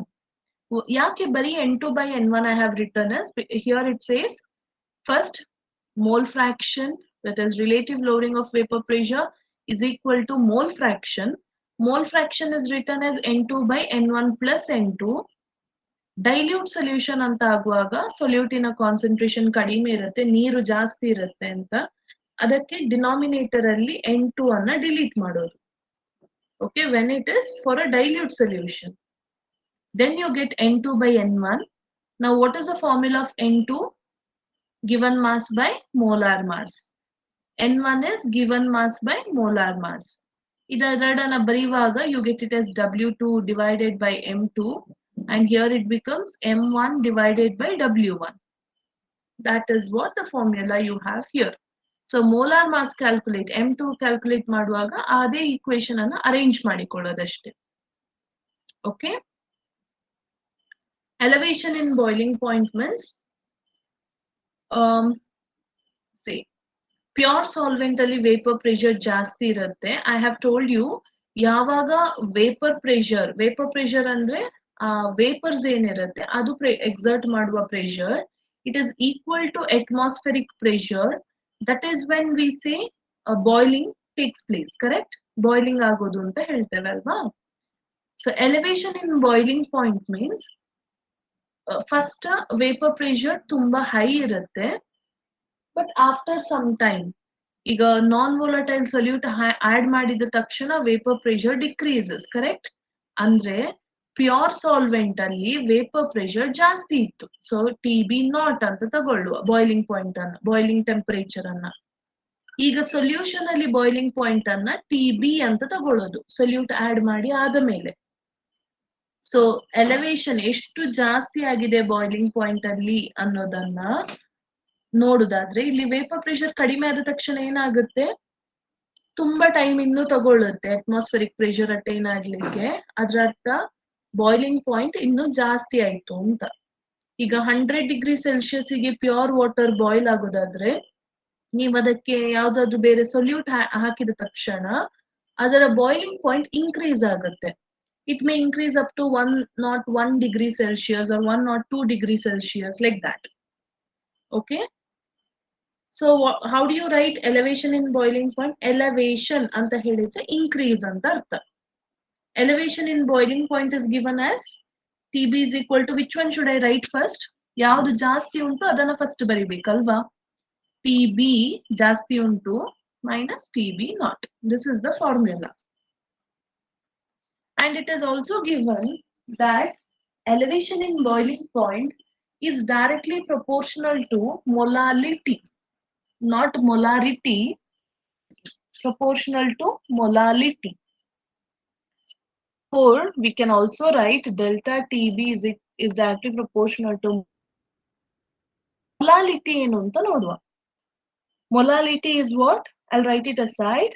Molality ಅಂತ ಹೇಳಿದ್ರೆ number of moles of solute divided by mass of solvent. Solvent ಅಂತ ಹೇಳಿದಾಗ ನಾನು ಏನು ಬರಿಬೇಕು? W1. 1 means solvent, 2 means solute. Mass of solvent in kg ಅಲ್ವಾ? ಇಷ್ಟು. ನಾನು ಇದನ್ನ ಈಗ ಸಿಂಪ್ಲಿಫೈ ಮಾಡಿಕೊಳ್ತೇನೆ. N2 ಜಾಗದಲ್ಲಿ I'll write it as given mass by molar mass. W1 ಇರುವ ಜಾಗದಲ್ಲಿ W1 divided by 1000 ಮಾಡ್ಬೇಕಲ್ವಾ? ಸೊ divided by 1000 ಇರೋದನ್ನ ನಾನು ಇಲ್ಲಿ ಬರ್ಕೊಳ್ತೇನೆ. Did you understand? This is M. ಈ M ಜಾಗದಲ್ಲಿ ಹಾಕಿದ ತಕ್ಷಣ ಈ ಪ್ರೊಪೋರ್ಷನಾಲಿಟಿ ಸಿಂಬಲ್ ತೆಗೆದ್ರೆ I'll take a constant, ebullioscopic constant KB. ಇದು ಎಲಿವೇಶನ್ ಇನ್ ಬಾಯ್ಲಿಂಗ್ ಪಾಯಿಂಟ್ ಇರುವ ಕಾನ್ಸ್ಟೆಂಟ್. ಅದರ ಜೊತೆಗೆ ಈ ಎಲ್ಲಾ ಟರ್ಮ್ ಅನ್ನು ಮಲ್ಟಿಪ್ಲೈ ಮಾಡಿದಾಗ you get this formula. See this formula for delta TB. ಅದರಿಂದ M2ಗೆ ಡಿರೈವ್ ಮಾಡೋದಷ್ಟೇ. Here they have given different values for KB, water 0.52, ethanol 1.20, all those. You can just have a look at. Depression and freezing point is same like the previous one. Delta TB ಕಲ್ತ್ರಲ್ಲ ಅದೇ ತರಹ, but only difference is ಇಲ್ಲಿ boiling point increase ಆಗಿತ್ತು, ಅದಕ್ಕೆ first TB ಅನ್ನ ಬರ್ದಿದ್ವಿ. But ಇಲ್ಲಿ freezing point decrease ಆಗೋದು. That is why we don't write freezing point TF not minus TF. ಅಲ್ಲಿ TB ಮೈನಸ್ TB ನಾಟ್ ಇತ್ತಲ್ಲ, ಇಲ್ಲಿ TF not minus TF, because ಇಲ್ಲಿ ಫಸ್ಟ್ ಜಾಸ್ತಿ ಇತ್ತು ಫ್ರೀಸಿಂಗ್ ಪಾಯಿಂಟ್, ಈಗ ಫ್ರೀಸಿಂಗ್ ಪಾಯಿಂಟ್ ಕಡಿಮೆ ಆಗಿದೆ ಅಂತ. ನಿಮ್ಗೆ ಗೊತ್ತಿರ್ಬಹುದು, if you want to decrease the freezing of, ಅಂದ್ರೆ ಮೆಲ್ಟ್ ಆಗೋದನ್ನ ಕಡಿಮೆ ಮಾಡ್ಬೇಕಂತಾದ್ರೆ ಒಡಿಸೆ ಐಸ್ ಕ್ಯೂಬ್ಸಿನ ಮೇಲೆ ಸಾಲ್ಟ್ ಹಾಕಿದ್ರೆ ಬೇಗ ಮೆಲ್ಟ್ ಆಗೋದಿಲ್ಲ. ಯುನೋ ಅದು ಫ್ರೀಸಿಂಗ್ ಪಾಯಿಂಟ್ ಅನ್ನ ಡಿಕ್ರೀಸ್ ಮಾಡುತ್ತೆ ಇನ್ನೂ ಕೂಡ ಅಂತ, like that. Okay, so our point, if you remember, you can solve any problem. And coming to the end of this, there is a factor called as Van 't Hoff's factor. ನಿಮಗೆ ಗೊತ್ತಿರಬಹುದು, association dissociation means. Association means ಯಾವುದಾದ್ರೂ molecules combine ಆಗೋದಕ್ಕೆ association ಹೇಳ್ತೇವೆ. If they both break, they go aside, then you call it as dissociation. Because of association and dissociation, there are few values different. ಅದನ್ನ ಅದನ್ನ overcome ಮಾಡ್ಲಿಕ್ಕೆ Van 't Hoff gives a factor called as Van 't Hoff's factor, which is given as I. Okay, ಈ I value ಯಾಕೆ important ಅಂತ ಹೇಳಿದ್ರೆ, Van 't Hoff says, okay ನಿಮ್ಗೆ ಈಗ problem ಏನಿರೋದಂದ್ರೆ association ಅಥವಾ ಡಿಸೋಸಿಯೇಷನ್ ಇಂದ ಪ್ರಾಬ್ಲಮ್ ಆಗುತ್ತೆ, ಕಾಲಿಗೇಟಿವ್ ಪ್ರಾಪರ್ಟಿ ಅಂತ ಅಲ್ವಾ. ಸೊ ಆ ಇದ್ದ ಫಾರ್ಮ್ಯುಲಾಕ್ಕೆ ಎಲ್ಲದಕ್ಕೂ ನೀವು ಐ ಅನ್ನ ಮಲ್ಟಿಪ್ಲೈ ಮಾಡಿಕೊಳ್ಳಿ ಅಂತ. ಸೊ ನಿಮ್ಗೆ ಏನ್ ಸಿಗುತ್ತೆ, ಈಗ ಇಲ್ಲಿ ಇಸ್ ಈಕ್ವಲ್ ಟು X2 ಅಂತ ಇದ್ರೆ ಅಲ್ಲಿಗೆ ಒಂದು ಐ ಅನ್ನ ಮಲ್ಟಿಪ್ಲೈ ಮಾಡಿ. So I into N2 by N1 ಬರುತ್ತೆ, ಈ X2 ಬದಲಿಗೆ ಇದನ್ನು ಸಬ್ಸ್ಟಿಟ್ಯೂಟ್ ಮಾಡಿದ್ರೆ. ಡೆಲ್ಟಾ TB ಉಂಟಾ, delta TB is directly proportional to I into molality term complete. Delta TF ಕೂಡ I ಗೆ ಪ್ರಪೋರ್ಷನಲ್ ಆಗಿರುತ್ತೆ. ಆಸ್ಮೋಟಿಕ್ ಪ್ರೆಷರ್ ಕೂಡ I ಗೆ ಪ್ರಪೋರ್ಷನಲ್ ಆಗಿರುತ್ತೆ, ICRT ಅಥವಾ IN2/VRT ಆ ತರ. Therefore ಇದರಿಂದ ಯಾವ್ದು ಕ್ವೆಶನ್ಸ್ ಜಾಸ್ತಿ ಕೇಳ್ತಾರೆ ಅಂದ್ರೆ, which of the following is highest melting point, freezing point, which of the following has highest boiling point, lowest boiling point questions ಕೇಳ್ತಾರೆ. So ನೀವು first what you have to see is I value you have to calculate. If you calculate I value, based on that you can judge these values. If I value is more, boiling point is more. If I value is less, freezing point is less, like that. Okay. Now you see, I is very easy to find. You have to just know how many ions are formed. Now let us take NaCl. How does NaCl dissociate? ಹೇಗೆ dissociate ಆಗುತ್ತೆ? Na+Cl-. Dissociates as Na plus and Cl minus. Good. How many ions total? 1 plus 1, 2. Correct? Therefore, I value is 2. You understand? Now, KCl means how many ions are formed? K plus Cl minus. 1 plus 1, 2. Therefore, I value is 2. MgSO4 means Mg2 plus is one ion, SO4 2 minus is another ion. Therefore, it is 2. Whereas K2SO4 early, K2SO4 means K plus and one more is SO4 2 minus. So 1, 1, 1. 1 plus 1 plus 1, 3. Now my question, calcium sulfate, what is the I value?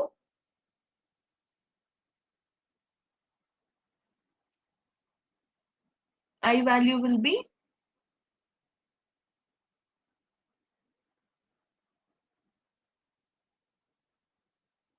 in calcium sulfate, what will be I value? Ca2 plus SO4 2 minus 1 ion 1 ion. So I value will be 2. Okay. Ammonium chloride. What will be I value?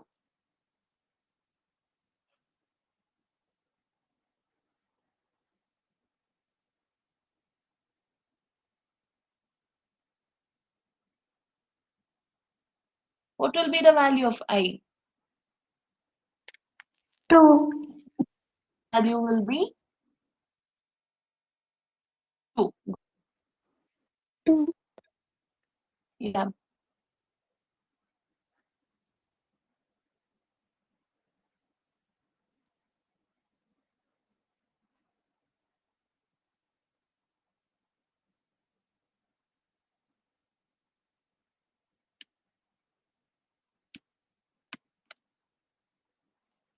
Can you hear me?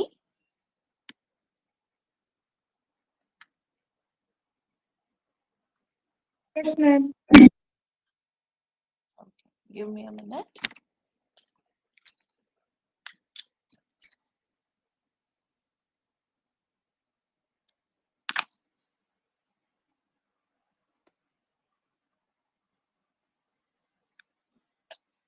Now, one more. NH4 twice SO4. What's I value?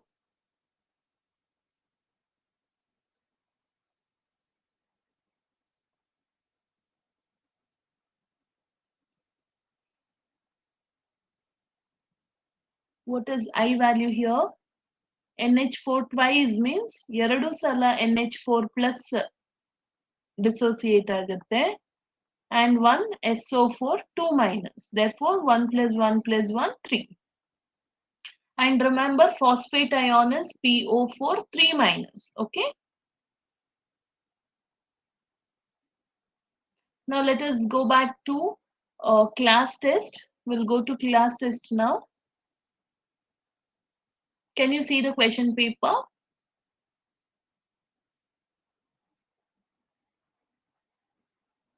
I hope it's visible.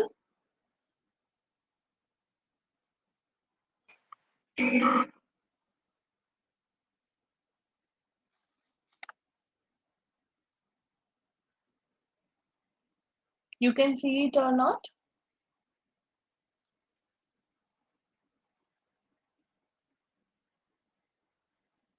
Please speak out. ಕಾಣಿಸ್ತಾ ಉಂಟಾ question paper? Yes, ma'am. Okay. Now the first question is the relative lowering of vapor pressure of an aqueous solution containing non-volatile solute is 0.0125. The molality of the solution is. Can you try solving it? ನಿಮ್ಗೆ ಈಗ ಅದರಲ್ಲಿ ಅರ್ಥ ಆಗಿರುವ basic concepts ಅನ್ನ apply ಮಾಡಿ solve ಮಾಡಿ.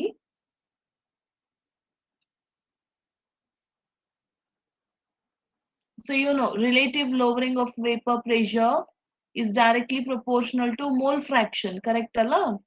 So ಇಲ್ಲಿ mole fraction of non-volatile solute it is said. X2, you have to calculate molality. What is molality formula by the way?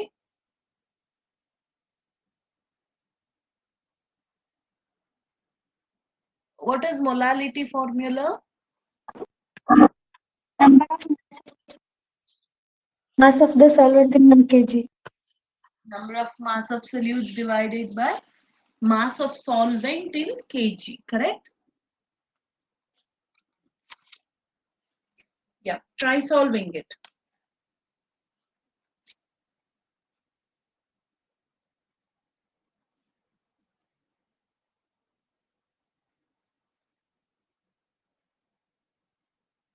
So we have to consider mole fraction X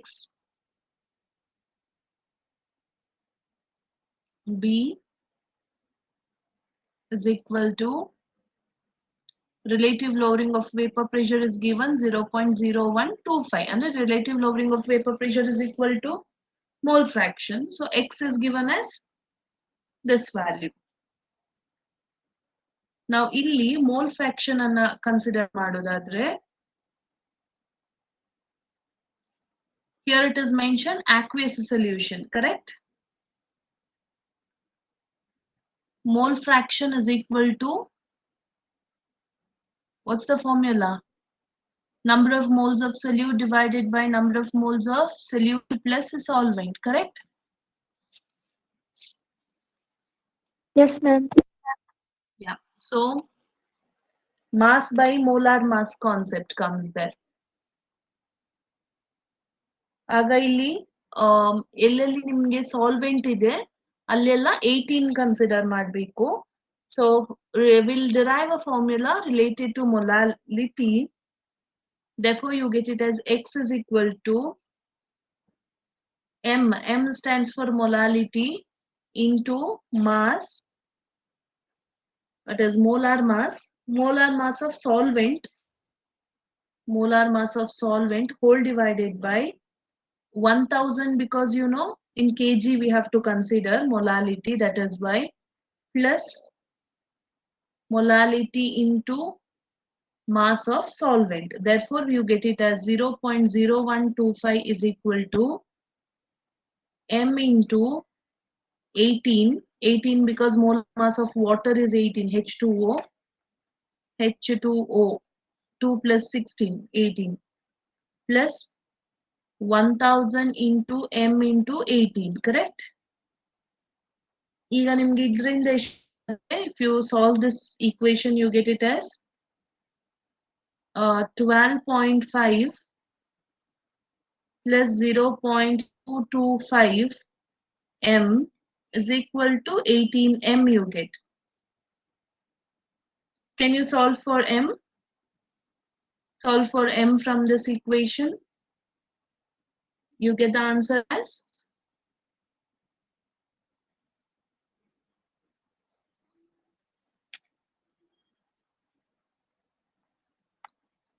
option. You get 0.70. ಅದನ್ನ solve ಮಾಡಿ you get 0.70 as the answer. Okay. Now second question is match the items in the column 1 with column 2.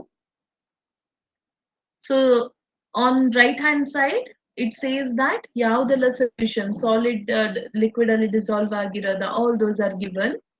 On the left hand side the different solutions are given, you will have to match them. Now let us consider soda water. Soda water means what? Carbon dioxide dissolved in water, correct? No? Carbon dioxide in water. So what is it? A solution of gas in liquid, correct? Solution of gas in liquid, where do you have option E? So 1 matches with E, correct? See where you have that option. Option D you have. ನೋಡುವ ಬಾಕಿ ಕೂಡ match ಆಗುತ್ತಾ ಅಂತ. Second one is sugar solution. That means sugar dissolved in water, a solid dissolved in liquid.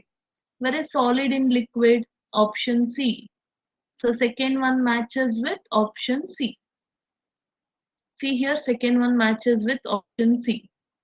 Third one is German silver. German silver means what? It is an alloy.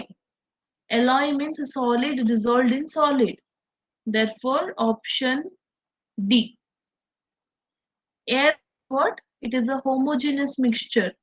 Gas in gas. Therefore, fourth one, B.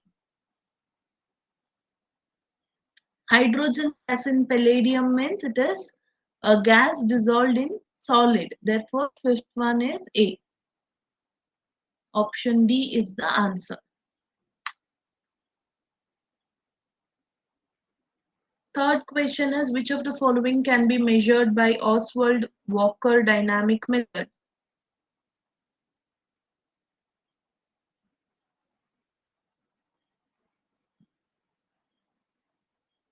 Here, relative lowering of vapor pressure is measured by Oswald Walker dynamic method. Okay, remember that. A question to memorize. Fourth one, I'll give you the clue and you will have to answer now. Two normal HCl will have same molar concentration as. The different strengths are given and different solutions are given. Correct?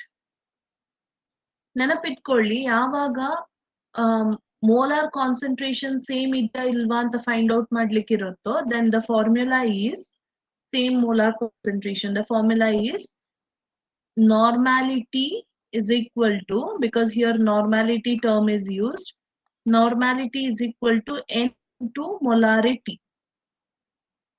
Okay, ಇಲ್ಲಿ ನಮ್ಮನ್ನ ಕೇಳಿ ಏನಂತ ಹೇಳಿದ್ರೆ normality ಕೊಟ್ಟಿದ್ದಾರೆ, solutions ಯಾವುದು ಅಂತ ಕೂಡ ಕೊಟ್ಟಿದ್ದಾರೆ, ಅದರಿಂದ ನಾವು ಎನ್ ವ್ಯಾಲ್ಯೂ ಫೈಂಡ್ ಔಟ್ ಮಾಡಬೇಕು. ಎನ್ ಅಂತ ಹೇಳಿದ್ರೆ number of moles of H produced, moles of H plus produced. ಇಲ್ಲಿ ಮೊಲಾರಿಟಿ ಮೀನ್ಸ್ ನಾವು ಸ್ಟ್ರೆಂತ್ ಅನ್ನ ಫೈಂಡ್ ಔಟ್ ಮಾಡಬೇಕು, ಕಾನ್ಸಂಟ್ರೇಷನ್ ಅನ್ನ. So let us start the same question that is asked.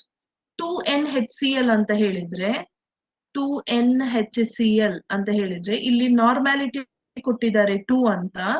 2 is equal to ಎಷ್ಟು HCl produce ಮಾಡುತ್ತೆ? Only 1. 1 into M. Correct? therefore M is equal to 2 by 1. 2. ನಾವೀಗ ಯಾವುದಕ್ಕೆಲ್ಲ same ಇದೆ ಅಂತ ನೋಡ್ಬೇಕು. That means it is the right option.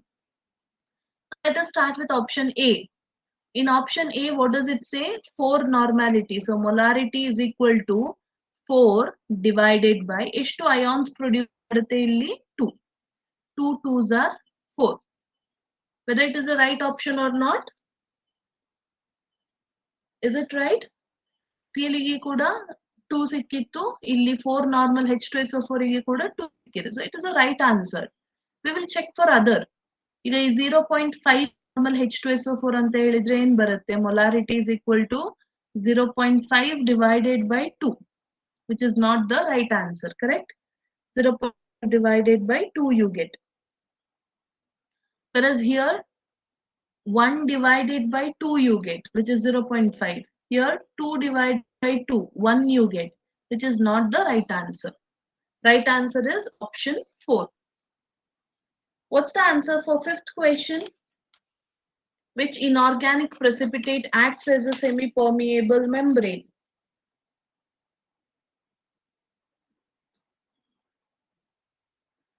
Nickel It is phosphate. copper ferrocyanide. Okay, copper ferrocyanide is the answer. Cellulose acetate, copper ferrocyanide, animal bladder, all those are examples.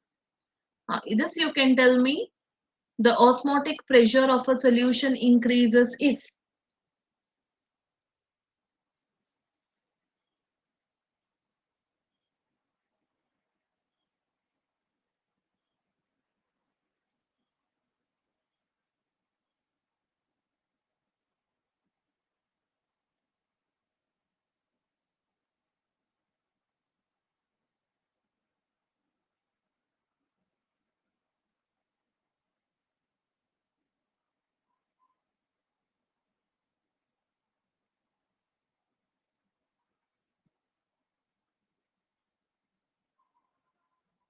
Temperature decreasing.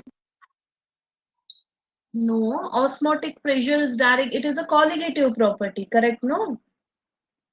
So colligative property means colligative properties means which depends only on number of solute particles, but not on their nature. Therefore,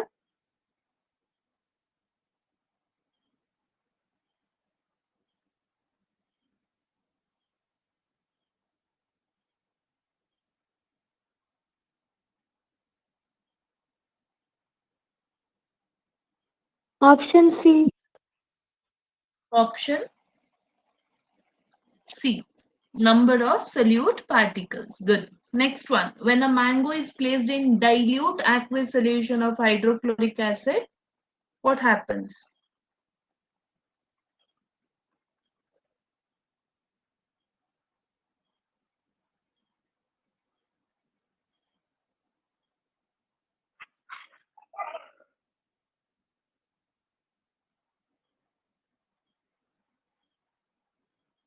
Think. Huh?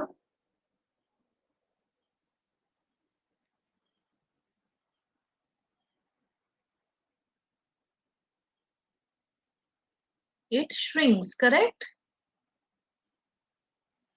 Yes, ma'am. You said it shrinks. Why does it shrink? What is the question?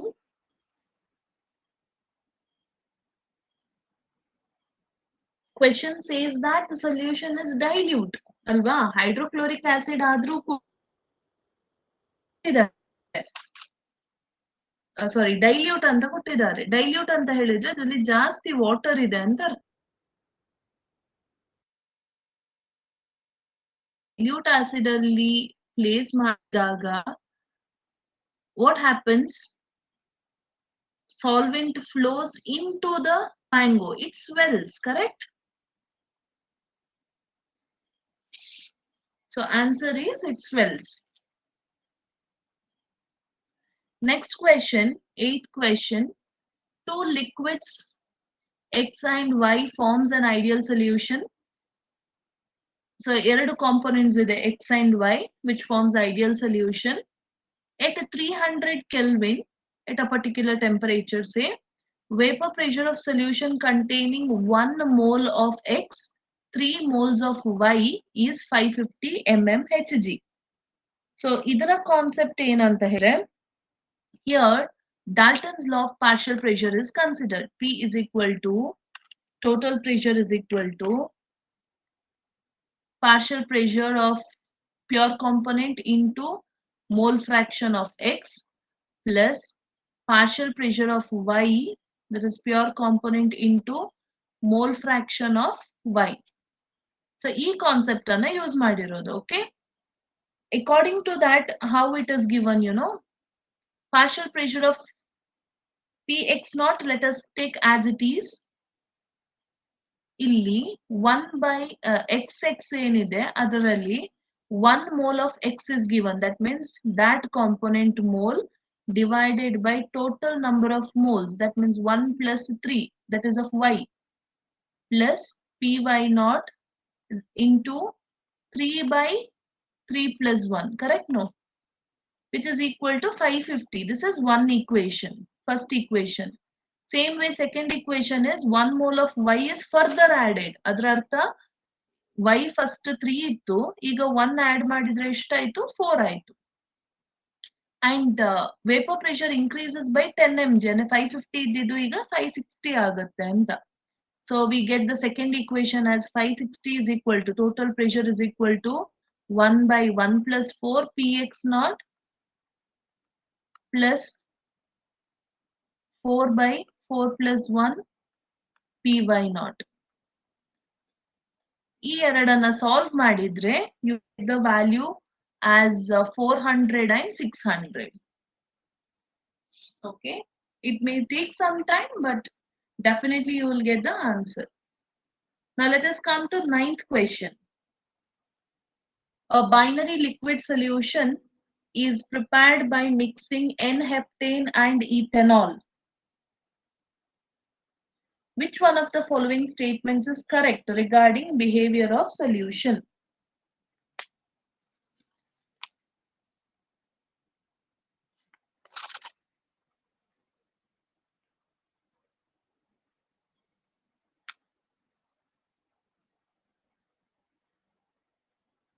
N-heptane is non-polar,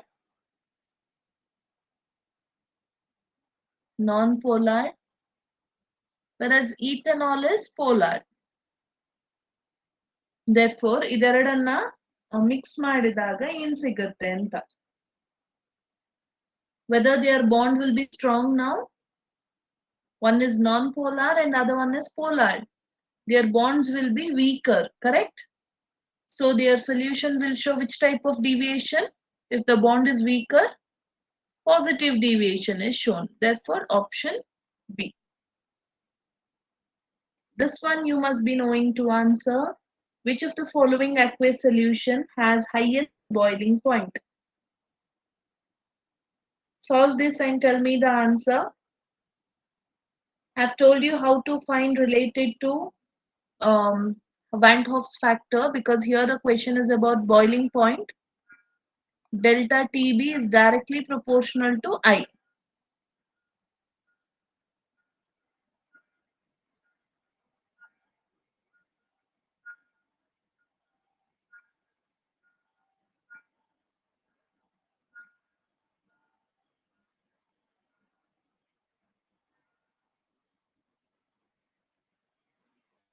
Find out the answer and tell me.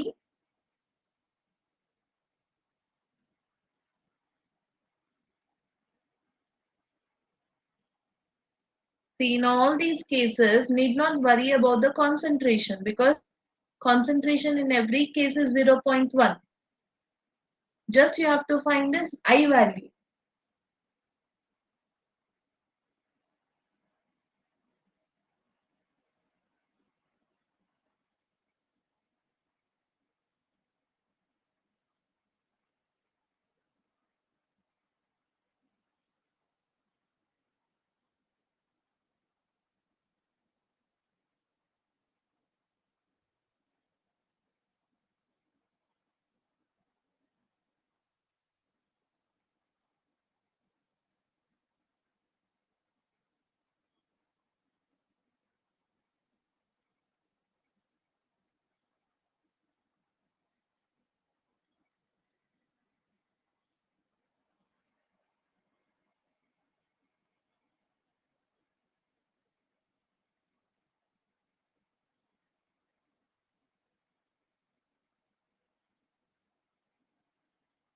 Any answer from your side? Here H plus NO3 minus, therefore I value is 2. Na3, that means 3 sodium, Na plus, Na plus, Na plus, sodium ion and 1 phosphate ion, therefore 1, 2, 3, 4.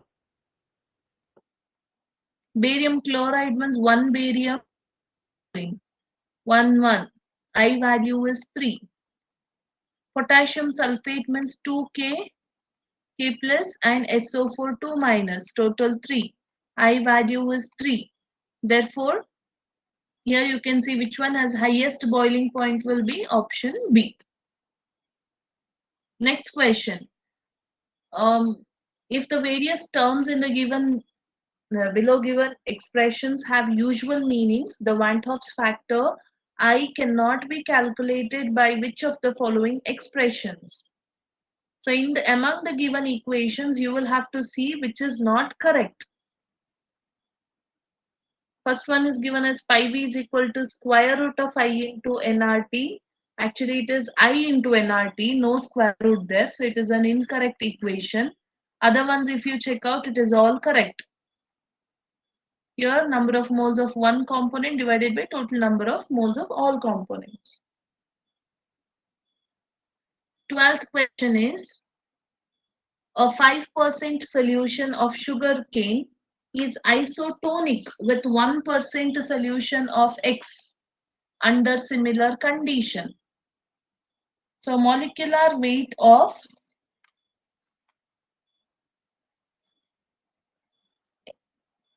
X is, that is 1, you see 5% of solution. I have told you, whenever you say isotonic, given mass by molar mass of one will be equal to given mass by molar mass of another one, correct? Here they have given one as sugar cane. So ನಮ್ಗೆ ಏನು ಗೊತ್ತಿದೆ ಇಲ್ಲಿ 5% ಅಂತ ಹೇಳಿದ್ದೇನೆ ನಾನು 5 divided by ಅಂದ್ರೆ 5 grams ಇರುತ್ತೆ mass ಆದ್ರೆ ಅಂತ. Molar weight we know it is 342, which is already given. If you do not know, if it is not given, you know sugar cane is so C12H22O11. ಇದರಿಂದ calculate ಮಾಡಿದ್ರೆ you get this 342, which is equal to 1% of solution divided by ಅದರ mass ಗೊತ್ತಿಲ್ಲ ಅಂತ. Cross multiply and find the value. What will be the answer? Answer will be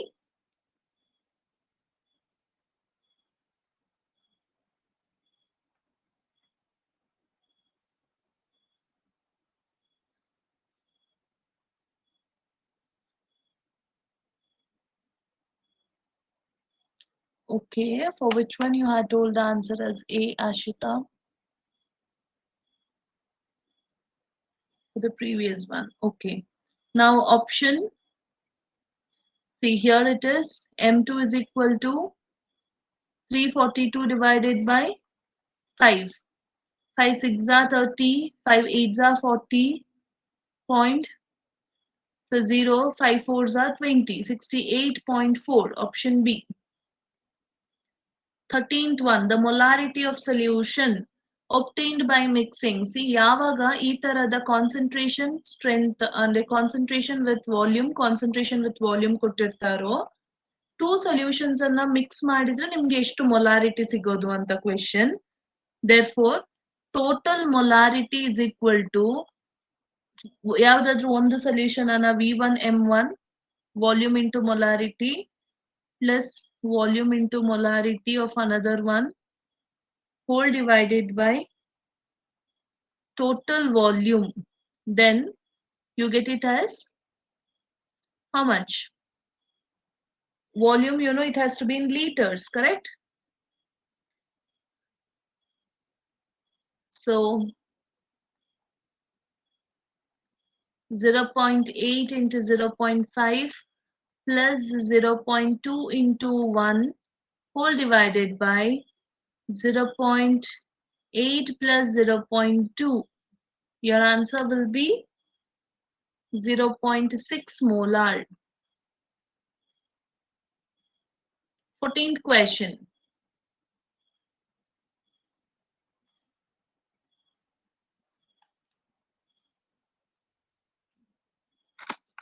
On the basis of information given below, mark the correct option.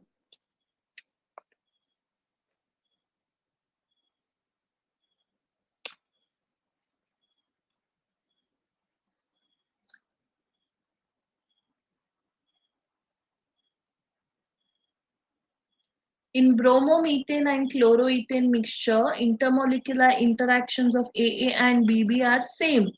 That means this has to obey which type of solution it is? Ideal. In ethanol and acetone mixture, AA and BB type interactions are stronger. Stronger means which type it will be? Negative, correct? Negative deviation, because bond cannot be easily broken. Chloroform and acetone mixture interactions are weaker. That means it will be positive deviation. Therefore, solution 1 and 2 will follow Raoult's law. 1 and 3 will follow. It's not right because 3 will not follow. It does not follow Raoult's law exactly. Solution 1 will follow Raoult's law is the right answer. Solution 2 will show negative deviation. Solution 3 will show positive deviation. You will have to, on the basis of information given below, mark the correct option is what is asked. So which one do you think is right? Option B. Option B. Option B, solution 1 will follow Raoult's law. Is it right?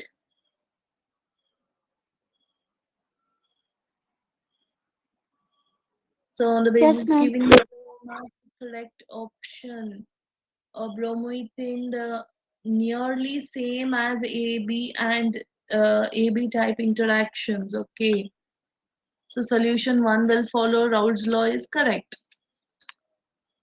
Then here solution 2 shows negative deviation and solution 3 will show positive deviation is also right. Okay, this, let us consider this as the most appropriate answer. Okay, as you know the um what we know the main concept, bromoethane, chloroethane being the examples. 15th one, if two liquids A and B form minimum boiling azeotrope,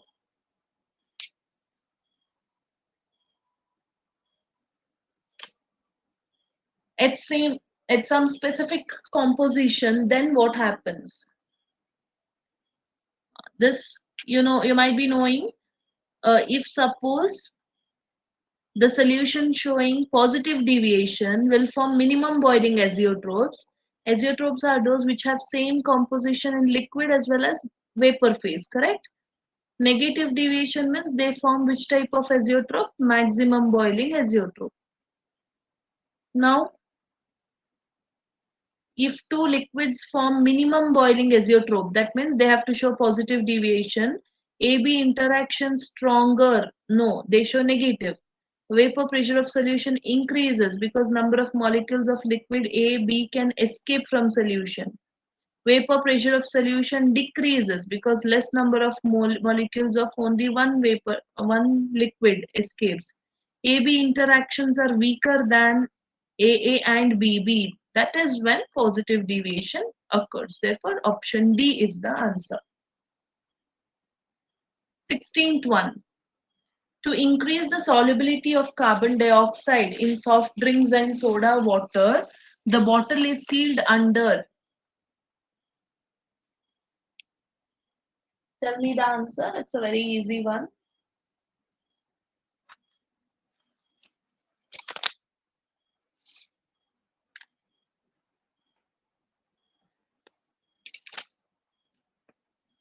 ಈಗ carbon dioxide ಅನ್ನ soda water ಅಲ್ಲಿ dissolve ಆಗ್ಬೇಕಂತ ಹೇಳಿದ್ರೆ ಎಂತ ಮಾಡ್ತಾರೆ bottle ಅನ್ನ?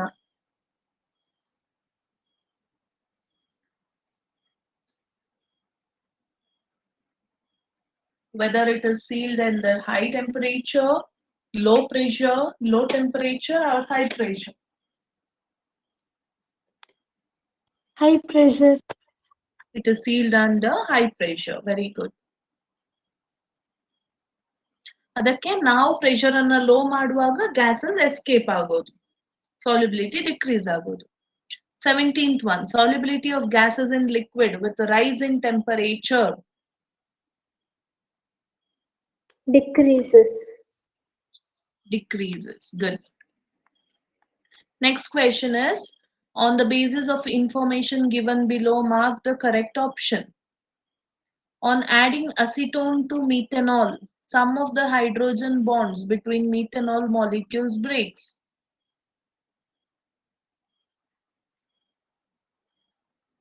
So that is the information given. ಏನು acetone ಅನ್ನ methanolಗೆ ಹಾಕಿದಾಗ hydrogen bonds between methanol molecules breaks.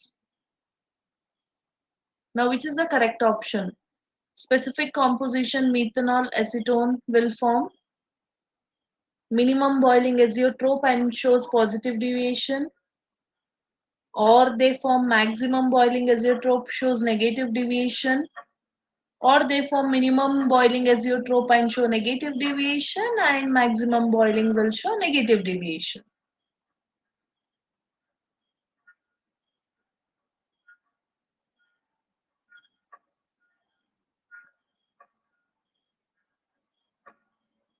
What happens?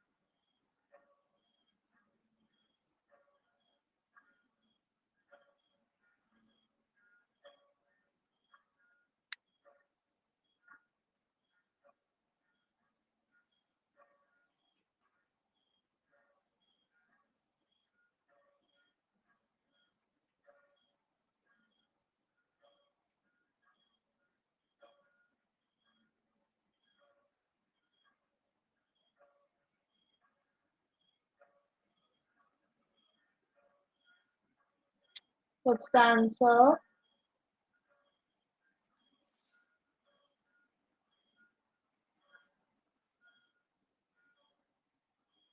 So ಅಲ್ಲಿ ಏನ್ ಕೊಟ್ಟಿದ್ದಾರೆ?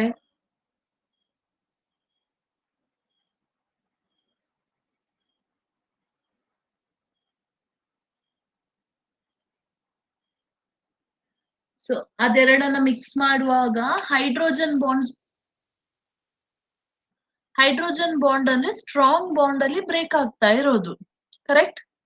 ದಟ್ ಮೀನ್ಸ್ ಹೊಸ ಬಾಂಡ್ ಏನ್ ಫಾರ್ಮ್ ಆಗಿದೆಯೋ ಅಸಿಟೋನ್ ಮತ್ತೆ ಮೀಥನಾಲ್ ಮಧ್ಯ ಬಾಂಡ್ ಫಾರ್ಮ್ ಆಗಿದೆಯೋ it is weaker. Correct? No. If it is weaker, what happens? It can easily break, can easily evaporate. Evaporate ಆದ್ರೆ ವೇಪರ್ ಪ್ರೆಷರ್ ಜಾಸ್ತಿ ಆಗುತ್ತೆ, ಪಾಸಿಟಿವ್ ಡಿವಿಯೇಷನ್ ತೋರಿಸುತ್ತೆ. ಪಾಸಿಟಿವ್ ಡಿವಿಯೇಷನ್ ತೋರಿಸಿದ್ರೆ ಮಿನಿಮಮ್ ಬಾಯ್ಲಿಂಗ್ ಅಸಿಯೋಟ್ರೋಪ್ ಫಾರ್ಮ್ ಆಗೋದು. Am I right? Therefore, minimum boiling azeotrope, positive deviation. Option A. 19th one. Let us come to 19th question. I have told you about KH values. KH value for argon, carbon dioxide, formaldehyde and CH4 are given. 40.39, 1.67, 1.83, 0.413. You have to arrange in the increasing order of solubility. Okay? So this is for argon. This is for carbon dioxide, formaldehyde, and this is for CH4. So arrange according to increasing solubility. ಯಾವ್ದ್ರಲ್ಲಿ solubility ಜಾಸ್ತಿ ಇರುತ್ತೆ, ಯಾವ್ದ್ರಲ್ಲಿ ಕಡಿಮೆ ಇರುತ್ತೆ ಅನ್ನೋದ್ರ basis ಅಲ್ಲಿ you have to arrange. So which one will have less solubility here?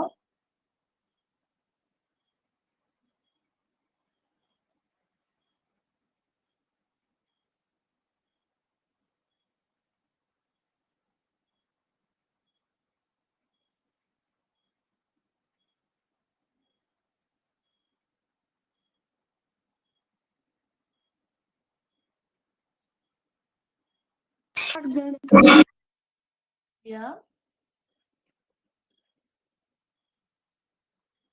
Now here argon will have less solubility, correct? 0.413 means CH4. So CH4 really high solubility irutte. So let us take this as 1. Next solubility ಯಾವುದ್ರಲ್ಲಿ ಇರುತ್ತೆ?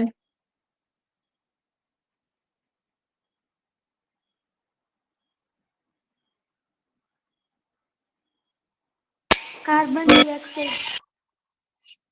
Carbon dioxide you mean? 2.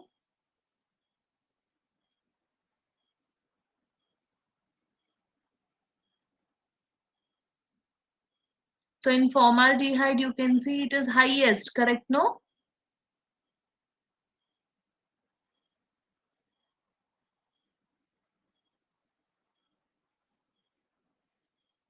There's some mistake with the value there.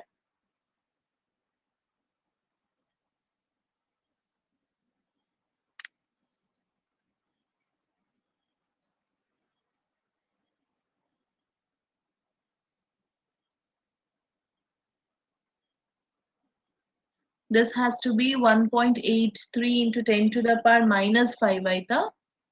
This has to be 10 to the power minus 5. Therefore 10 to the power minus 5 ಅಂತ ಹೇಳಿದ್ರೆ 0.000 ಬರುತ್ತೆ. ಅದಕ್ಕೋಸ್ಕರ this will have least, then comes methane, then comes carbon dioxide and least will be argon. Therefore option A is the answer. Now come to 20th one. Which of the following factors affect the solubility of gas in liquid?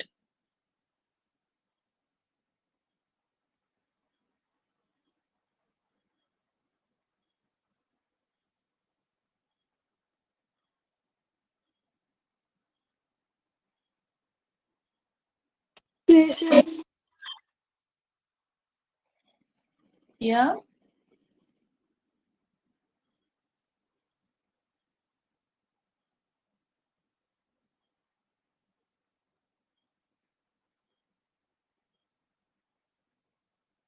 Pressure. Yeah, so you said option Four. no deal. Which of the following factors affect the solubility of gas in liquid ಅಲ್ವಾ ಯಾವುದೆಲ್ಲ factors effect ಆಗುತ್ತೆ ಅಂತ nature of salute ಉಂಟು temperature ಇದೆ pressure ಇದೆ so ಇಲ್ಲಿ gas liquid ಅಲ್ಲಿ dissolve ಆಗಿರೋದು ಗ್ಯಾಸ್ ಇನ್ ಲಿಕ್ವಿಡ್ ಗ್ಯಾಸ್ ಇದ್ದಾಗ ಪ್ರೆಷರ್ ಕೂಡ ಆಕ್ಟ್ ಮಾಡುತ್ತೆ ಟೆಂಪರೇಚರ್ ಕೂಡ ಆಕ್ಟ್ ಮಾಡುತ್ತೆ ನೇಚರ್ ಆಫ್ ಸಲ್ಯೂಟ್ ಕೂಡ ಆಕ್ಟ್ ಮಾಡುತ್ತೆ therefore which of the following factors affect the solubility in a fixed volume of liquid in gas? Okay, here constant temperature, pressure is also given. No, temperature and pressure at constant nature of solute and pressure at constant temperature. Yeah, that is right. So option A. Okay.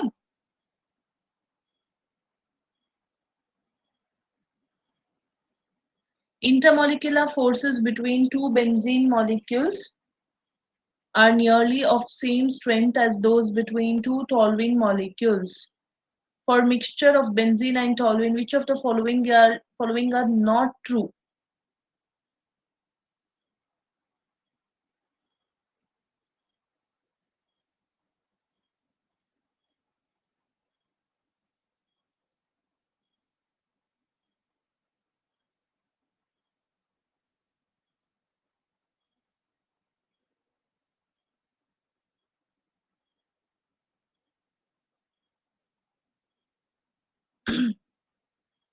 See, ಇಲ್ಲಿ ಏನ್ ಕೊಟ್ಟಿದ್ದಾರೆ intermolecular forces between benzene and toluene are almost same ಅಂತ ಹೇಳಿದ್ರೆ their interactions are same benzene and toluene it is ideal solution correct no ideal solution ಅಂತ ಹೇಳಿದ್ರೆ ಯಾವ characteristics ಅದಕ್ಕೆ match ಆಗ್ತಾ ಇಲ್ಲ ಅಂತ ಹೇಳಿ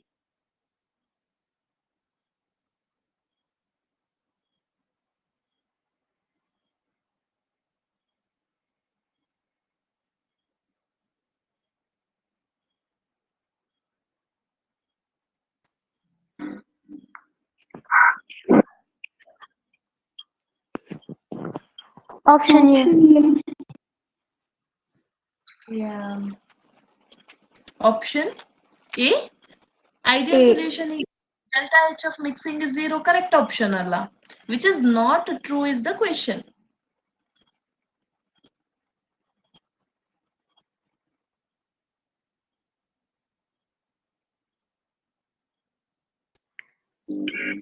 C.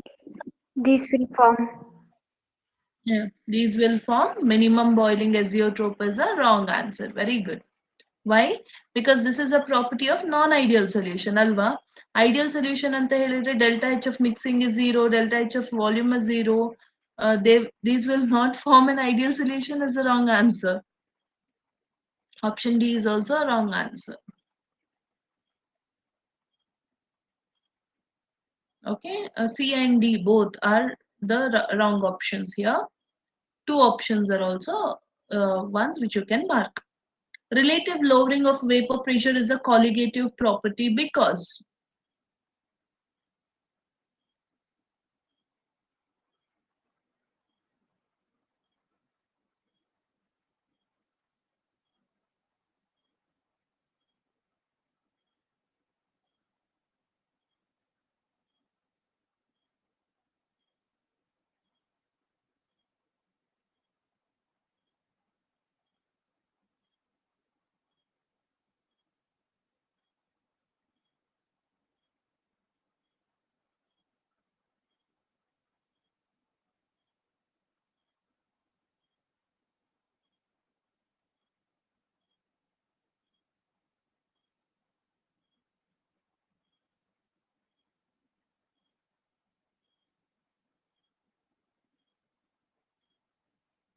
which one is it? Relative lowering of vapor pressure is a colligative property because it depends on what? Concentration of non-electrolyte solute in the solution and does not depend on the nature of solute molecules. It depends on number of particles of solute and does not depend on the nature. It depends on concentration as well as nature. It depends on concentration as well as nature of solute. Depends on number of particles but not on the nature. Colligative property. 23rd question, in isotonic solution, what will be same?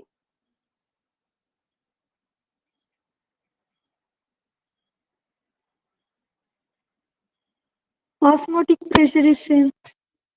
Osmotic pressures are same.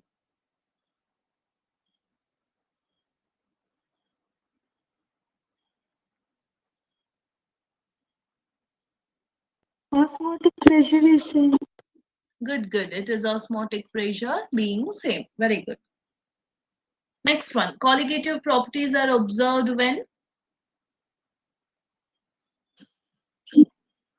Option A. when a non-volatile solid is dissolved in a volatile liquid. Correct?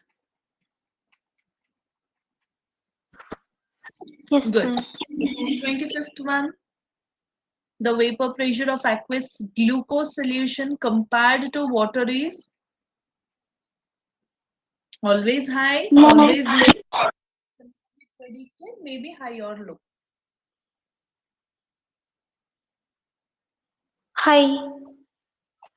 Okay, vapor pressure of aqueous glucose solution No. compared to water because water ಅಂತ ಹೇಳಿದ್ರೆ ಅದು pure form ಅಲ್ಲ, pure form ಅಲ್ಲಿ vapors are more, but in glucose solution it means that you have added glucose to this water, therefore vapor pressure decreases. Correct? Low. Yeah, therefore vapor pressure will be always low. You got it? Yes, ma'am. Again, water compared to glucose ಅಂತ ಹೇಳಿದ್ರೆ always high is the right answer.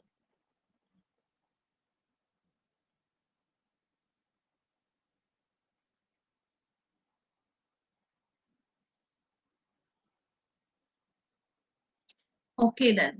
We'll wind up the session. I hope you have, if you have any doubts, you can get it clarified.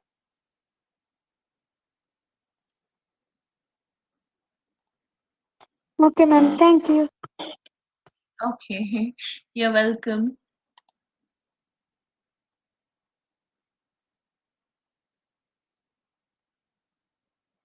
Anyone else has any doubts?